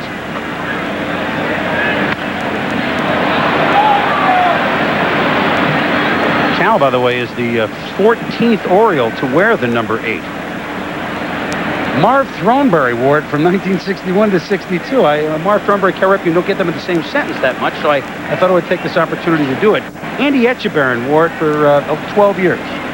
But I think it's safe to say that Cal will be the 14th and final Oriole to wear number 8 as Palmeiro points it foul. Here's Kelly Ripken. She just thoroughly enjoyed this whole evening last night. She and Cal were out in director's chairs, out at swivel chairs, out at the pitcher's mound, and John Miller was there presiding as one by one assortment of gifts were presented. Some I'm not sure which I understand, but I think the most touching, Buck, and you can talk about it as Palmeiro fouls it off. Well, Henry Aaron was here last night for one, and that you think of Cal Ripken breaking Lou Gehrig's record, Henry Aaron breaking the Babe's record. Here they are on the same part. That was magical. But Jim Gott, who pitched the first game of the streak, was a game that Toronto won on May 30th, 1982 over. And it was Jim Gott's first major league win. And you pocket the ball as a pitcher. Last night, Jim Gott presented Ripken with the baseball. It was something that he had treasured. He thought Cal would treasure it more.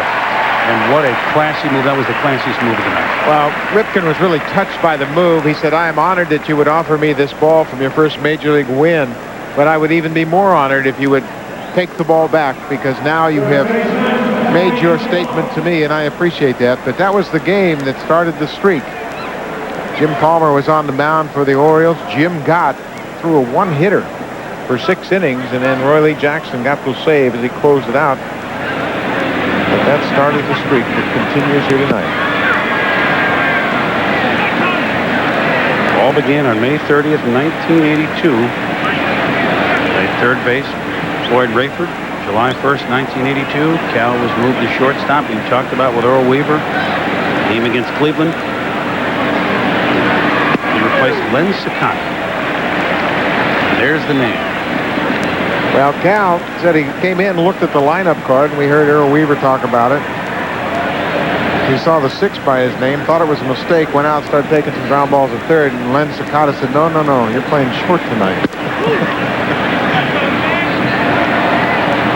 But Earl Weaver knew the work ethic of young Cal Ripken. You know, before he moved to shortstop, he played 44 airless games at third. Played very effectively at third base, and everybody thought that would be his natural position because of his size more than anything. Had a great arm, powerful hitter. Well, again, our thanks to the Goodyear Blimp tonight. On May 30th, 1982, the night the streak began, this crew was in Indianapolis for coverage of the Indy 500. So we thank them for their help tonight. Cal is indeed #1. Boy, they've been up there a long time. Yeah, they have. Well, all that, the ovation kept moving them higher into the stratosphere. Count is 1-2 to Tony Phillips. He's gone. There are 2 outs. Well, Len Sakata is the name that Cal replaced at short for good, and Wally Pipp is the player. Now, there's not often you get these 2 photos on the same page. Wally Pipp, the first baseman that Lou Gehrig replaced for good on June 2nd, 1925. He was hitting the Temple in batting practice before the game. Miller Huggins, the short, fiery Yankee manager, said, Pipp is out, Gehrig, you're in, and quote, Lou, you're my first baseman today and from now on. Well, 1-line drive in batting practice, and that was the end of it. Gehrig's streak started the day before on June 1st, 1925, as a pinch hitter. It happened to be the very next day Pipp was hit, and Pipp was out. So Wally Pipp, Len Sakata, linked now by history. And Wally Pipp was quite a player in his own right. Well, the thing about Miller Huggins, we can get back to Gehrig for a minute, was that he ended the Iron Man streak of Everett Scott, who was the Yankee shortstop that very same year, just a month before, in May of 1925, saying he needed a little more pop in the lineup from short. And Everett Scott's streak of 1,307 was stopped. So here's Gehrig's streak, not knowing, of course, at the time, a month later began. Odd how history works that way. And here it is, Ripken and Gehrig. Everett Scott, the 3rd most. Steve Garvey, the National League record, as he broke Billy Williams' mark. And Joe Sewell, over 1,100 games. Steve Garvey had the great story. That was his nightmare during the streak was that he went to sleep, slept in late, was driving to the park at 3:30 or 4 o'clock in the afternoon to get there for the night game. He had nightmares that he mistook the night game for a day game, and he would be turning on the radio, and it'd be the 8th inning, and he'd be on the highway. Garvey and Cal, I think, have had the same nightmare. I read that from Garvey. Cal describes it as paranoia. I heard it was Cal, so then I read something from Garvey yesterday. So, just when you get a streak that long, there's some nightmares that most of us don't have. Well, they knew that they weren't going to miss because of any other reason. They didn't expect them to play every day. Johnny Oates had a couple of instances where he was trying to decide how to handle the streak, and he did some research on the Gehrig streak.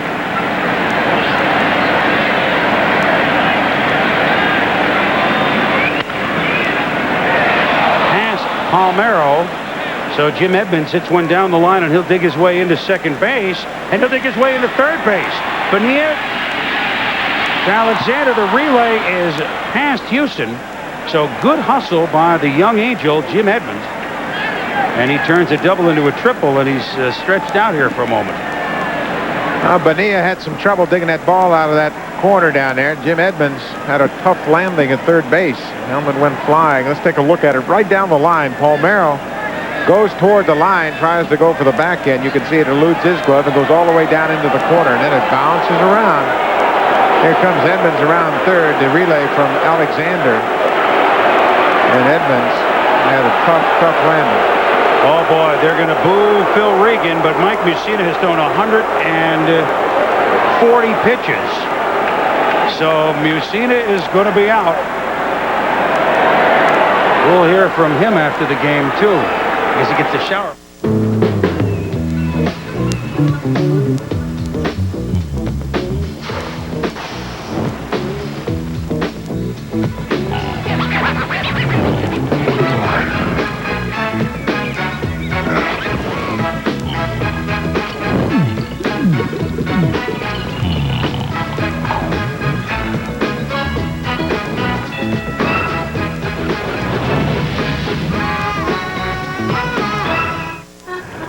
Around here, homes have to stand up to some harsh weather.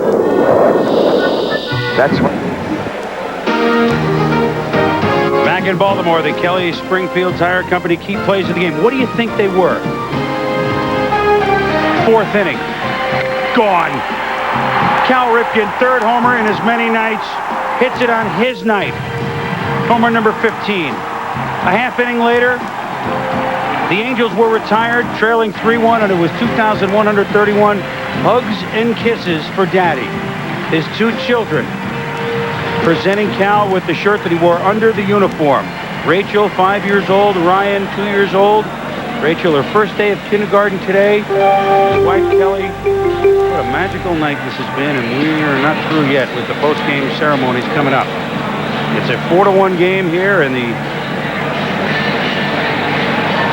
8th inning with Jim Edmonds on third base and 2 outs. Mussina is gone, and Terry Clark, the relief pitcher, is in to face Tim Salmon, who solo homer in the first inning, accounted for the lone Angel run tonight. Terry Clark's been a very effective relief pitcher for Phil Regan. Here he comes on facing the right-hand batting Tim Salmon, who has already homered and singled in this ball game. Edmonds tripled into the right field corner. He stands at third base with 2 down. As you look at scores elsewhere around the majors.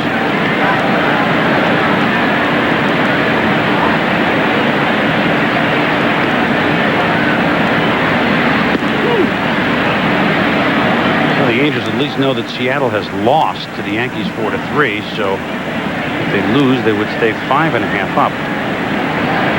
Texas is trailing 6-5 in the 9th. At home against the White Sox. Last report. This one could be trouble. Long run for Bonilla. He's not going to get it. It plunks in. Salmon with a double. Edmonds has scored. It's a 4-2 game, and the cascades of boos will come, although I can hardly say that Terry Clark was roped on that pitch, but a double is a double. Well, Phil Regan has had some tough times here lately with some of his pitching moves, and Tim Salmon's at second base with a little flare down the right field line, and here comes Regan again. Oh. See that breaking ball jam Salmon, but he's strong enough to flare it down the right field line just inside the foul line. A double and an RBI for the Angels right fielder. So both runs driven in tonight by California off the bat of Tim Salmon, and the veteran lefty Jesse Orosco will come in to face Chili Davis in a 4-2 game. Well, looks like his. 4-2 Orioles lead the Angels here in the top of the 8th, but the Angels have the tying run of the plate in the person of Chili Davis. Tripleheader college football. Well, John did it. I don't even dare try it. Wyoming and Air Force at 12:30 Eastern Time. It's 10:30 Mountain Time local, and then 9:30 on the coast. Then Georgia, Tennessee, 6:45 Eastern. Colorado against Colorado State at 9:45 Eastern. So we've got a triple header for you on Saturday. College football roaring into form. Jesse Orosco, the veteran left-hander who has been around, has closed down a World Series for the New York Mets against the Boston Red Sox, and now he's trying to close down the dangerous Chili Davis with a runner at second base in a 4-2 game. Well, there's Salmon at second base. Jesse Orosco has really had a bounce-back year. He's going to switch Chili Davis around to the right side. And there are no advantages for Chili Davis. He hits exactly the same one side or the other. Although he did hit a home run off a righty this year, batting from the right side. That was Tim Wakefield, the knuckleball pitcher, but that was a different situation. There it is. I mean, I've heard of playing the percentages, but .001, Buck. I mean, that's a scant percentage. I don't think he made the move because of that. Playing the percentage, I think, is what we're doing. I think he's trying to keep Chili Davis in the ballpark, and Jesse Orosco has allowed just 2 home runs all year long. Orosco will throw that breaking ball inside to Chili Davis. Start that slider on the inside corner, try to break it down and in and get Davis to swing over the top of it. One thing you can't do with Chili is leave that breaking ball spinning out over the plate.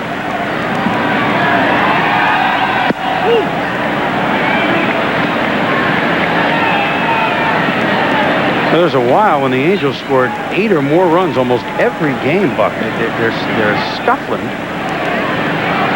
They had a big team meeting Sunday night after they lost in Boston. It affected them for 1 game, winning here in Baltimore Monday, but they're staring their 11th loss in 12 games if they don't get it going here, either in Chili's at bat or in the 9th. But they used to do little things. And as a young team, I had a long talk with Marcel Latchford. He said, everybody, the first time through a slump like this, 9-game losing streak, we're all trying to hit the 3-run homers with nobody on. And it's one thing Chili Davis understands, that you're going to do the little things, but so we didn't score those 8 runs by just pounding the ball all the time. There's a lot of situational hitting, which has kind of gone by the boards. And this is obviously some situational hitting, but he said to be a guy on second with none out, and everyone's trying to drive him in. No, with none out, don't worry about it. They were getting away from it, and they've gotten into kind of a team-wide funk, and you've seen that happen with young teams, and that's where the Angels are right now. And when they're trying to win a division title for the first time, most of the players haven't gone through a pennant race in September, and a little bit different scenario for them. Roscoe keeping it way outside, misses. It's 2-2. A reminder that the post-game ceremonies, we'll hear from Cal and Joe DiMaggio and many more. That'll happen very quickly after this game. We will go out, get report on Philadelphia, Los Angeles. We'll go there when this is done. Wayne Stats and Joe Morgan, big game for the Dodgers. They know that Colorado has won. They know that San Diego has won, and the Giants are 1-1 in the second. So everybody in the West beneath them in good shape. Dodgers winning in the 9th last night. Good pitch as Orozco gets Chili Davis, stranding the runner at second base. And the Orioles maintain the lead at 4-2. When we head to the bottom of the 8th, one more at bat for Cal Ripken. The Woodbridge the ring to face an unranked opponent. But for last night's fighters, wounds still need healing. With the moon over Miami, they look for any way to keep the lights on. Look to the skies. We've got all the stars, and there are plenty of good seats available. Everybody wants a picture of the record on SportsCenter next.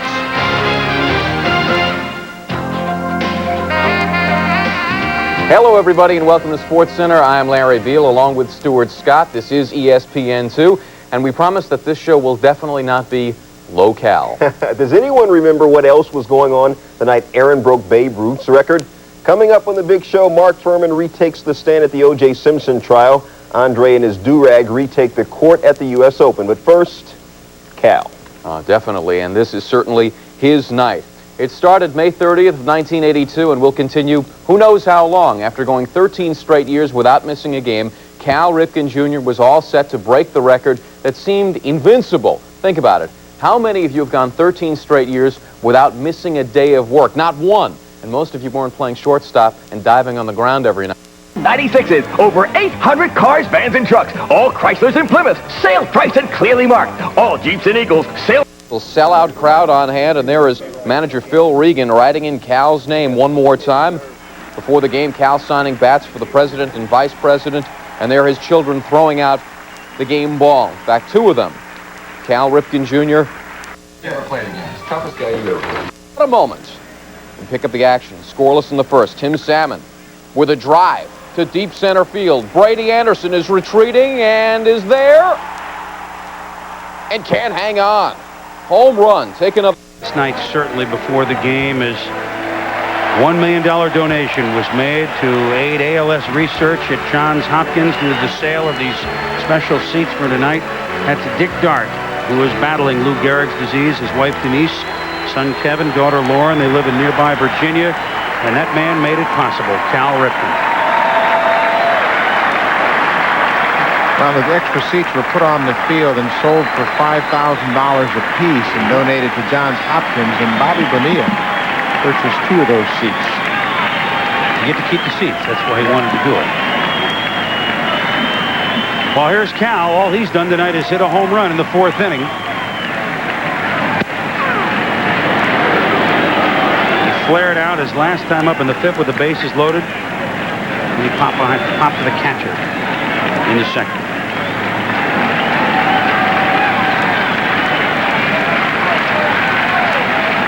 Homer number 325 came in the 4th inning to left field. An unbelievable moment.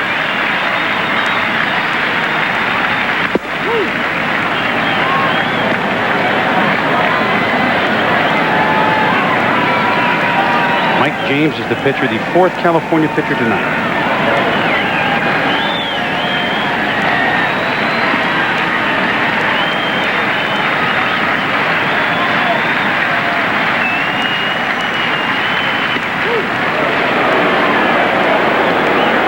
Work him inside, you get blues. It's the way it is.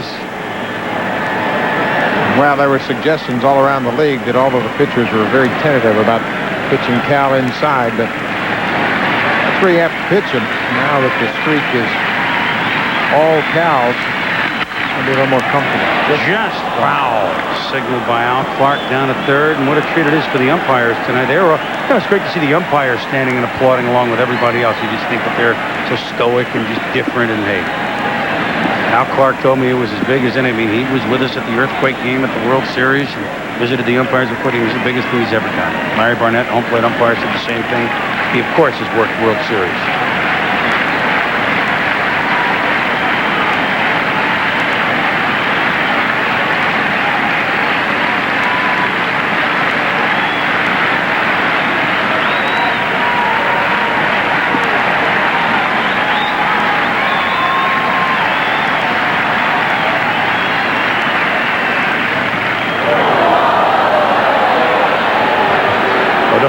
Don't have a ball glance off your nose now. Check swing. That ball just hit right at his feet and came up and kind of brushed up against the side of his face.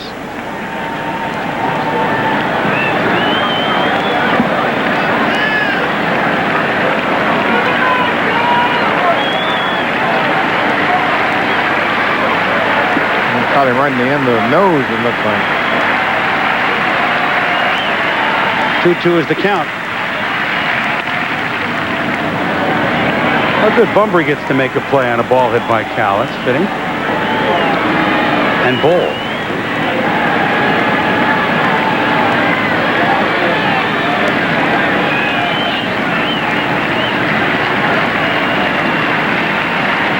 And the Rookie of the Year, Al Bunbury. It's like Cal, a former Rookie of the Year.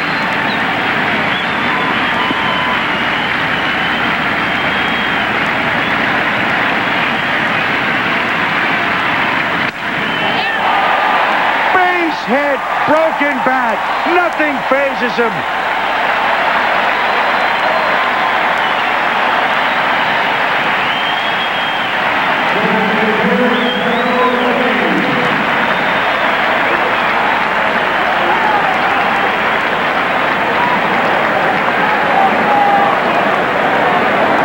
This ball right on the end of the bat, and that barrel goes flying toward the infield. Wants the concentration again. Looks like it was a breaking ball that he got right off the end of the bat.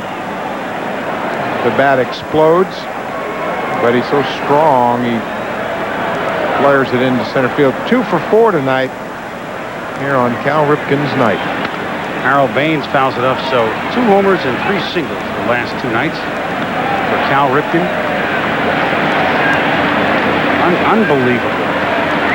Cal, of course, the tallest man. There have been others that height. At 6'4", 220. Tallest man, nobody taller to play shortstop.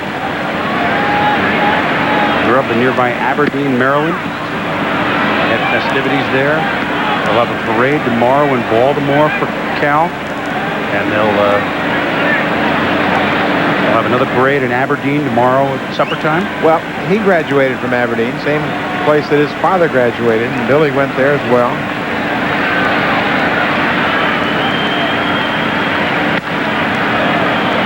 He was a pitcher in high school. Good one. Struck out 17 in the state championship game.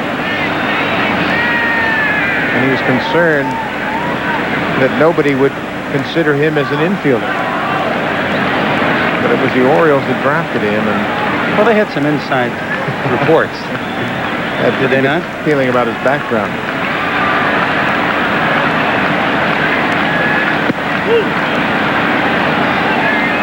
.517 starting shortstops in the majors since Cal's streak began. And that got a smile. He obviously gets cable out there at first.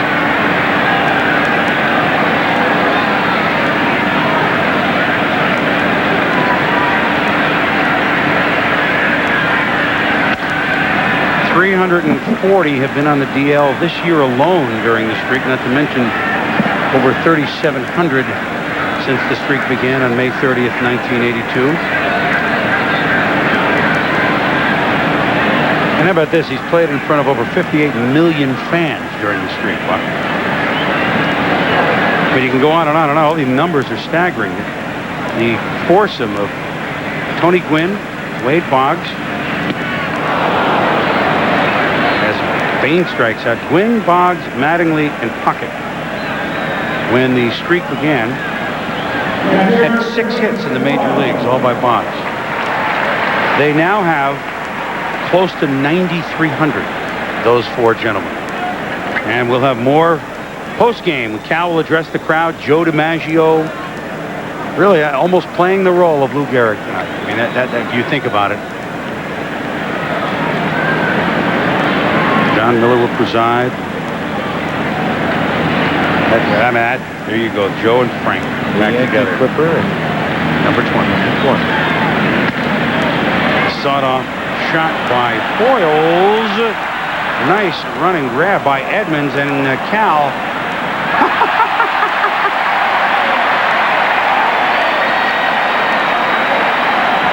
J.T. Snow may get one of the loudest ovations of the night. Well, that's not going to get anybody's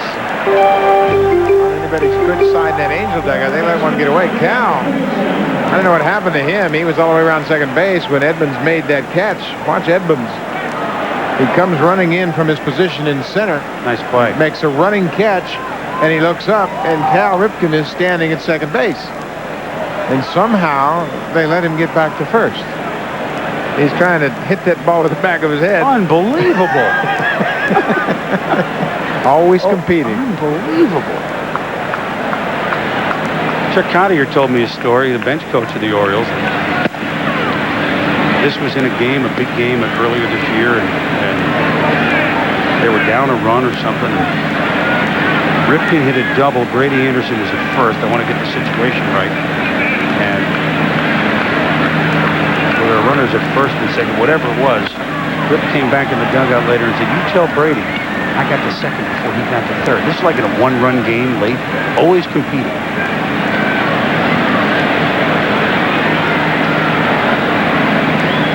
He competes in everything. He competes taking ground balls during infield, taking batting practice.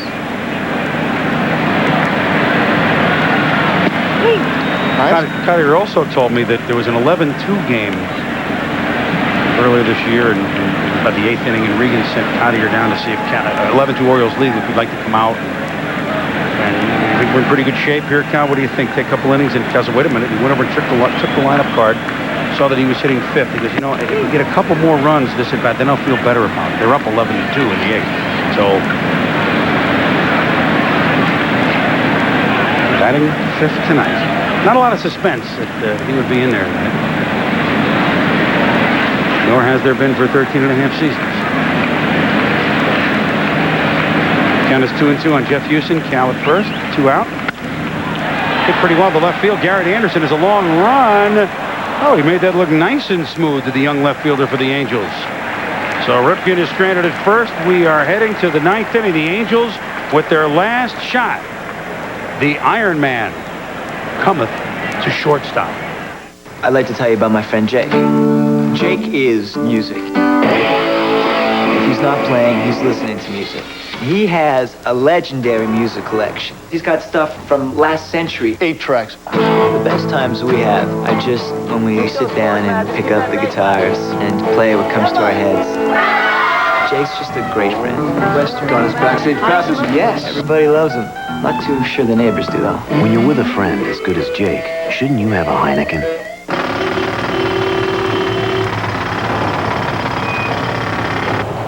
Come on, move the car. Hey, move the car. Hey, what is wrong with you? Move the... No non-prescription pain reliever is proven to last longer than Advil.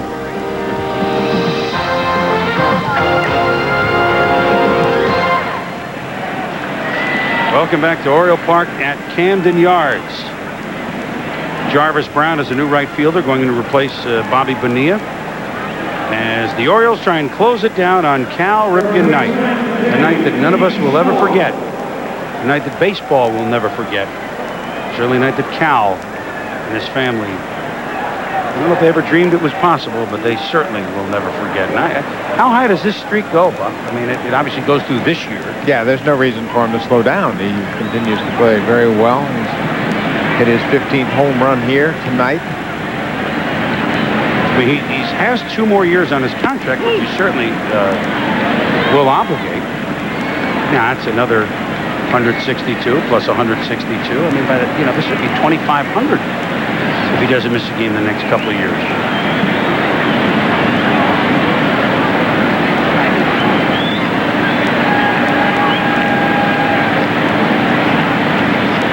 And as we said, he has hardly limped through this streak. My goodness, home run on all 3 nights of this homestand with the Angels at 2-1, 2-9, 2-1, 3-0, and 2-1, 3-1.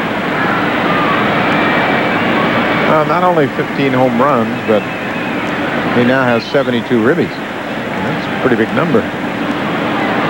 This is his 122nd game of the year.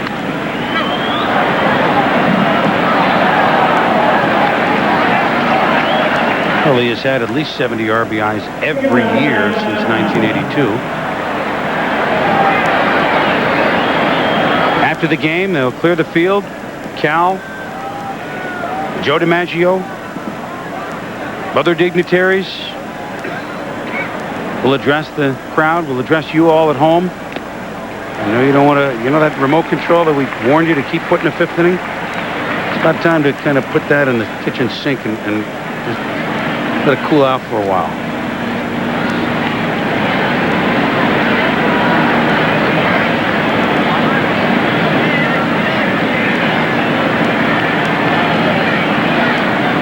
Jesse Orosco trying to close this one down.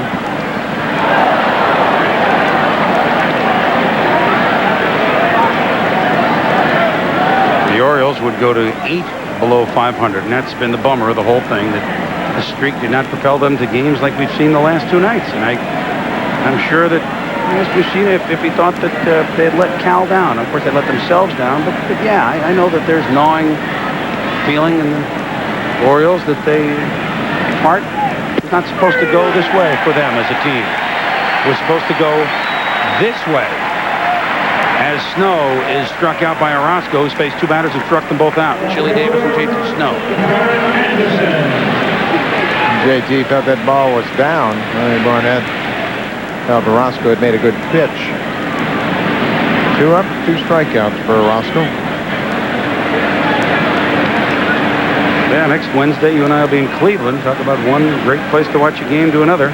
Yankees in Cleveland, the early game next Wednesday on Wednesday Night Baseball. Chris Berman along with Buck Martinez here to visit with the president tonight. Brooks Robinson, Earl Weaver, John Miller.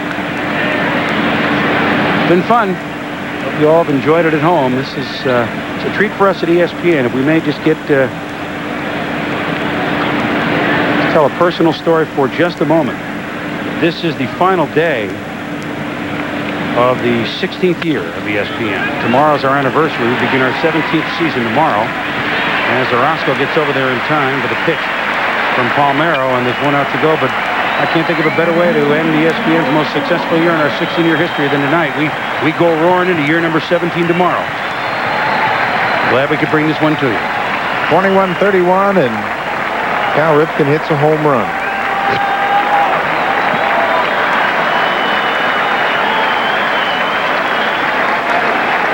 Spike Owen, the last Angel Hope. Everyone on their feet. Post-game ceremonies to follow. I'll give you, if you tune in late and you missed it, I'll give you a little taste of what happened here when the game became official, with the Orioles leading 3-1 after the top of the 5th inning. When the Angels are retired here, if and when they are. There's 1 strike on Spike Owen.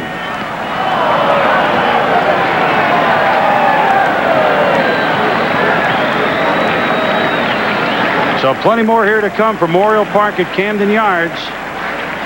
Chris Berman and Buck Martinez and our entire crew. It was a labor of love tonight, let me tell you.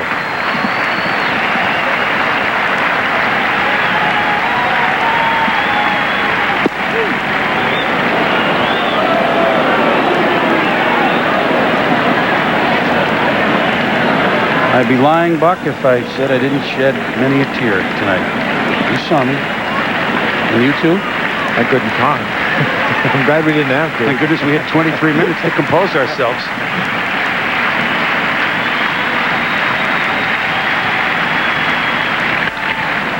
Owen hits it to center. Brady Anderson there to corral it.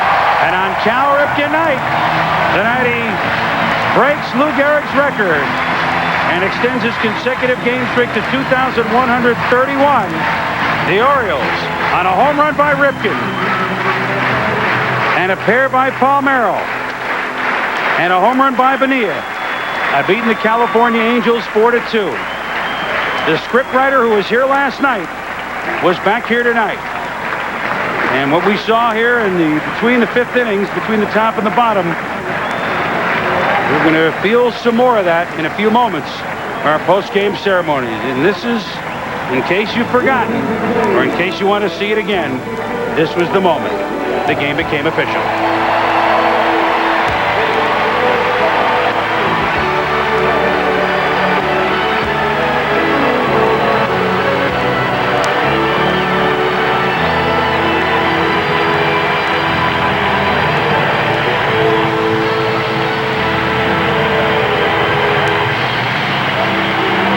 We'll be back with the post-game ceremonies from here at Camden Yards. Please don't go away. It's Saturday afternoon, almost game Ceremonies, we'll hear from Cal. He's Homer, helped the Orioles beat the Angels 4-2. But first, a man that spent a good deal of his professional career in Baltimore, so knows the feeling well. Let's go back to our Baseball Tonight studios for our compatriot, John Saunders, to get us caught up elsewhere around the majors. John? All right, Chris, thank you very much. And we will not leave Camden Yards. You're right. I actually was working in Toronto when Cal Ripken started his streak against the Blue Jays. Later that year in 1982, I moved to Baltimore, started working at WMAR as Cal Ripken's streak started 13 years ago. But right now, let's get you up to date on some of the other action around Major League Baseball. And as I mentioned, we will stay at Camden Yards and keep an eye on that game. The Brewers and the Indians, Albert Bell was the story with a 3-run home run, his 36th home run of the year. The Indians' magic number is now down to 3 as they come up with the victory in this one, 12-2, and Kansas City's actually playing a doubleheader, so the magic number could be down to 1 if they lose at both ends of that. Boston beats Oakland 8-2. Roger Clemens, 8 innings, 10 strikeouts. New York, a 4-3 winner over Seattle. Jack McDowell, complete game, 9 strikeouts as Paul O'Neill drives in the winning run. Chicago beats Texas 7-5. Frank Thomas had his 34th home run of the year. And Toronto and Kansas City, as I mentioned, playing a doubleheader. Joe Carter with a 2-run single in the first game. That one is now in the 8th inning. And Detroit loses to Minnesota 9-1. Cecil Fielder with his 29th home run of the year. In the National League, the Rockies against the Cubs. First, let's take a look at the wild card race. The Royals right now have a 1-game lead over the Seattle Mariners, but as you can see, the list goes deep. The Oakland A's only 4.5 back still with a chance in the wild card race. Now we'll move on to the National League, the Rockies and the Cubs. Jason Bates lashes one off Bullinger with the bases loaded, and it clears the bases. The Rockies take a 6-4 lead, and they go on to the 10-4 victory over top of the Chicago Cubs as Colorado seesaws with Los Angeles in the West. But right now on top of the wild card, we'll take a look at that in just a moment. St. Louis loses to Atlanta 6-1 was the final there. The Mets beaten by San Diego 6-5. Pittsburgh a loser to Florida 2-1 that final. Cincinnati over Houston 7-3 in a couple of games now just underway. And Montreal leading San Francisco 3-1. Here's a look at healthcare of the Mid-Atlantic. Rockies, a 1-game lead over the Houston Astros. The Cubs are 2 back, Phillies 2.5, and the Padres now 3 games back. We mentioned it was Cal Ripken's night in Baltimore, but it really was Cal Ripken's night all around Major League Baseball. Let's go back and take a look as the number 2131 was posted earlier tonight at Oriole Park in Camden Yards. Baseball just seemed to come to a stop around Major League Baseball. If we take a look at the tape, there were players coming to the top of the dugout, players standing, applauding, the fans everywhere. This one, the ceremony right now at Fenway Park in Boston, and then County Stadium in Milwaukee, the fans and the players watching the scoreboard. The ballpark in Arlington, another pretty good shortstop, Ozzie Guillen, applauds because he knows just what it would take. Everyone enthralled with the action. And Yankee Stadium, they just put it on the board. It's official. Where Lou Gehrig played in so many of his games of the streak of 2,130, it came to an end. That streak that they thought would be a record that would never be broken. And this one has been broken tonight by Cal Ripken Jr. Once again, my congratulations go out to Cal and his family, his wife. For the third consecutive year. Right now, let's get back out to the ballpark and join Chris Berman. All right, John, thank you. It's great to have you with us on this very special night, about as special a night as I can remember in our 16-year history, and maybe in the 100-plus year history of baseball. There are very few moments like the one that we've witnessed. Cal and his family and honored guests will be on the field shortly for post-game ceremonies, and we will cover them all here from Oriole Park at Camden Yards. So please stay with us from Baltimore. We'll be right back. Maybe you shouldn't watch this. People, Channel 13 in Baltimore now joining us along with Channel 50. We're live at Baltimore's Camden Yards after the Orioles beat the California Angels 4-2. Tom Davis together with Mel Proctor and John Lowenstein. We're getting ready for the post-game coverage of Cal Ripken's record-setting game, 2,131 consecutive games, surpassing Lou Gehrig's mark by one tonight. Of course, Cal hit his 15th home run, in case you missed that earlier. Bobby Bonilla hit a solo shot. Rafael Palmeiro hit a couple of home runs, and the Orioles win the game 4-2. Mike Messina with his 16th victory. He joins Greg Maddux as the only 16-game winners in baseball, and the Orioles won both the game 2,130, and they also win game 2,131 for Cal Ripken. And Cal hits home runs in each game. And again, welcome to the people that are watching now on Channel 13 in Baltimore, the Orioles flagship station, and also to Channel 50 in Washington. Joining us here on the HTS Orioles Network, and we'll be back with more from Baltimore's Camden Yards as the post-game show for Cal Ripken's night continues in a moment. 10 minutes. The victory lap that Cal took was certainly not planned. In receiving yards, TD catches. Happened. There was going to be a certainly well-deserved and was planned by the fans. Not that they talked about it, they didn't have to. And he hits a home run in the fourth inning. Man, you don't write this stuff. No, that's what he's all about. He has just had a phenomenal career, and you can see that's already the newspaper for tomorrow, the Sun. Cal stands alone. And they've got a big front page picture of Cal Ripken here tonight. And you know, that trip around the warning track to acknowledge all the fans was something that a couple of veteran players on his team, Rafael Palmeiro and Bobby Bonilla, got behind, and they kind of instigated it.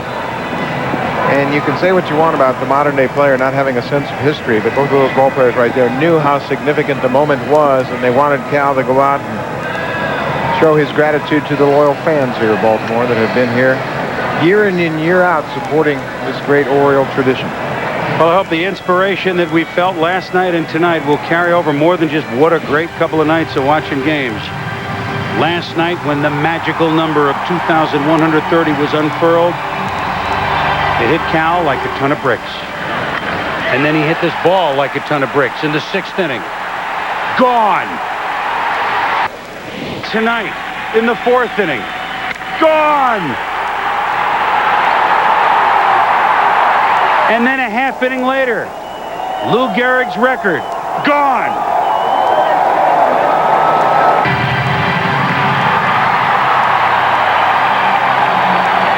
Cal Ripken, Lou Gehrig. Two gentlemen, one a Hall of Famer, one who will be. Linked through history, through baseball numerology, and linked by stirring ceremonies. July 4, 39 for Gehrig, September 6, 95 for Ripken, and we've only just begun. Stay with us. Iron Man Baseball, featuring a full-color picture, a facsimile of his signature on the sweet spot, and his career highlights with the Baltimore Orioles on the backside. This official baseball comes with its own numbered certificate of authenticity, protective lucite case, and decorative box. All this for only $19.95. Call now to honor baseball's Iron Man with this remarkable collector's item, the exclusive Cal Ripken Jr. record-breaking baseball.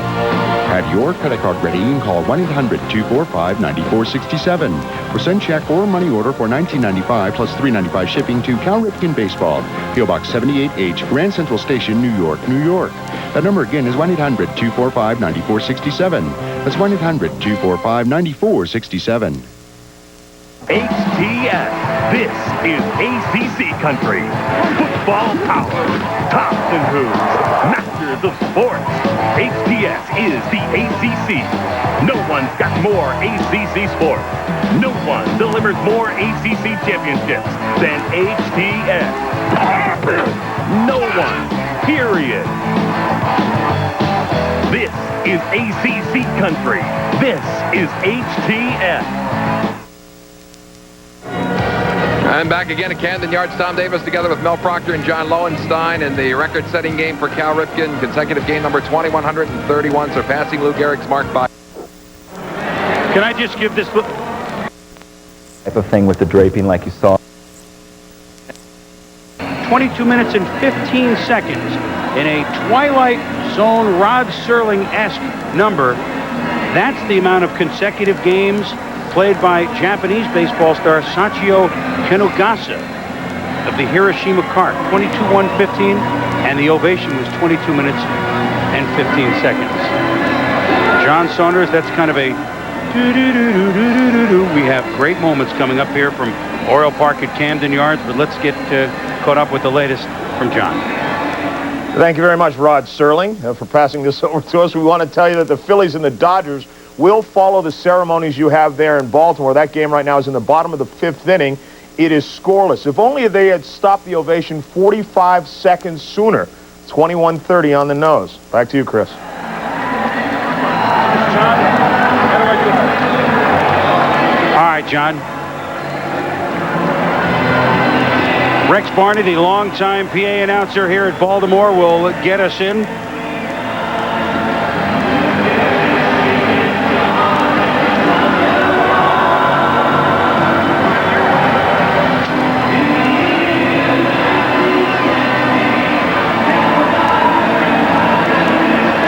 I'm trying to listen to the words. They've redone the lyrics of Zager and Evans, of all people, in the year 2525, and turn it into a Cal Streak song. I'm not sure if this is a relative of Terry Cashman or not, but that's what they've done. In the year, his streak might be 25-25 by the time he finishes his contract. Rex Barney is the longtime PA announcer in the press box. Of course, a man that pitched for the Brooklyn Dodgers for 10 years, pitched a no-hitter against the Giants in the Polo Grounds, September 9th, 1948. He is all Baltimore, and Rex will get us set for an evening that that just continues to cascade, and an evening we will continue to remember. Let's check in with Rex Barney.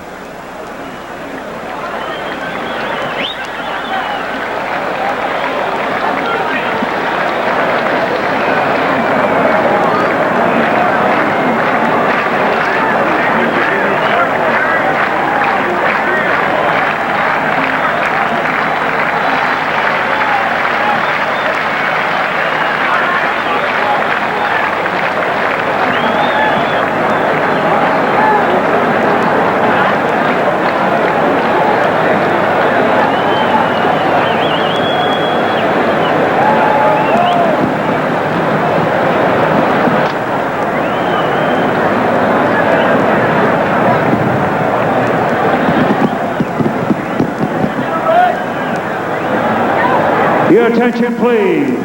Once again, good evening, ladies and gentlemen, and welcome to History in the Making.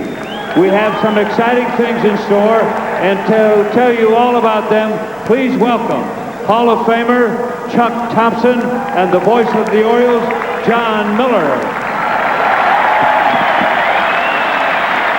Thank you very much. Hello, everybody, and welcome to baseball's most historic evening. 21-31 finally, and now tonight we celebrate. But before Cal comes out, we'd like to bring out a few people to share in this moment. Ladies and gentlemen, please welcome the 1995 Orioles.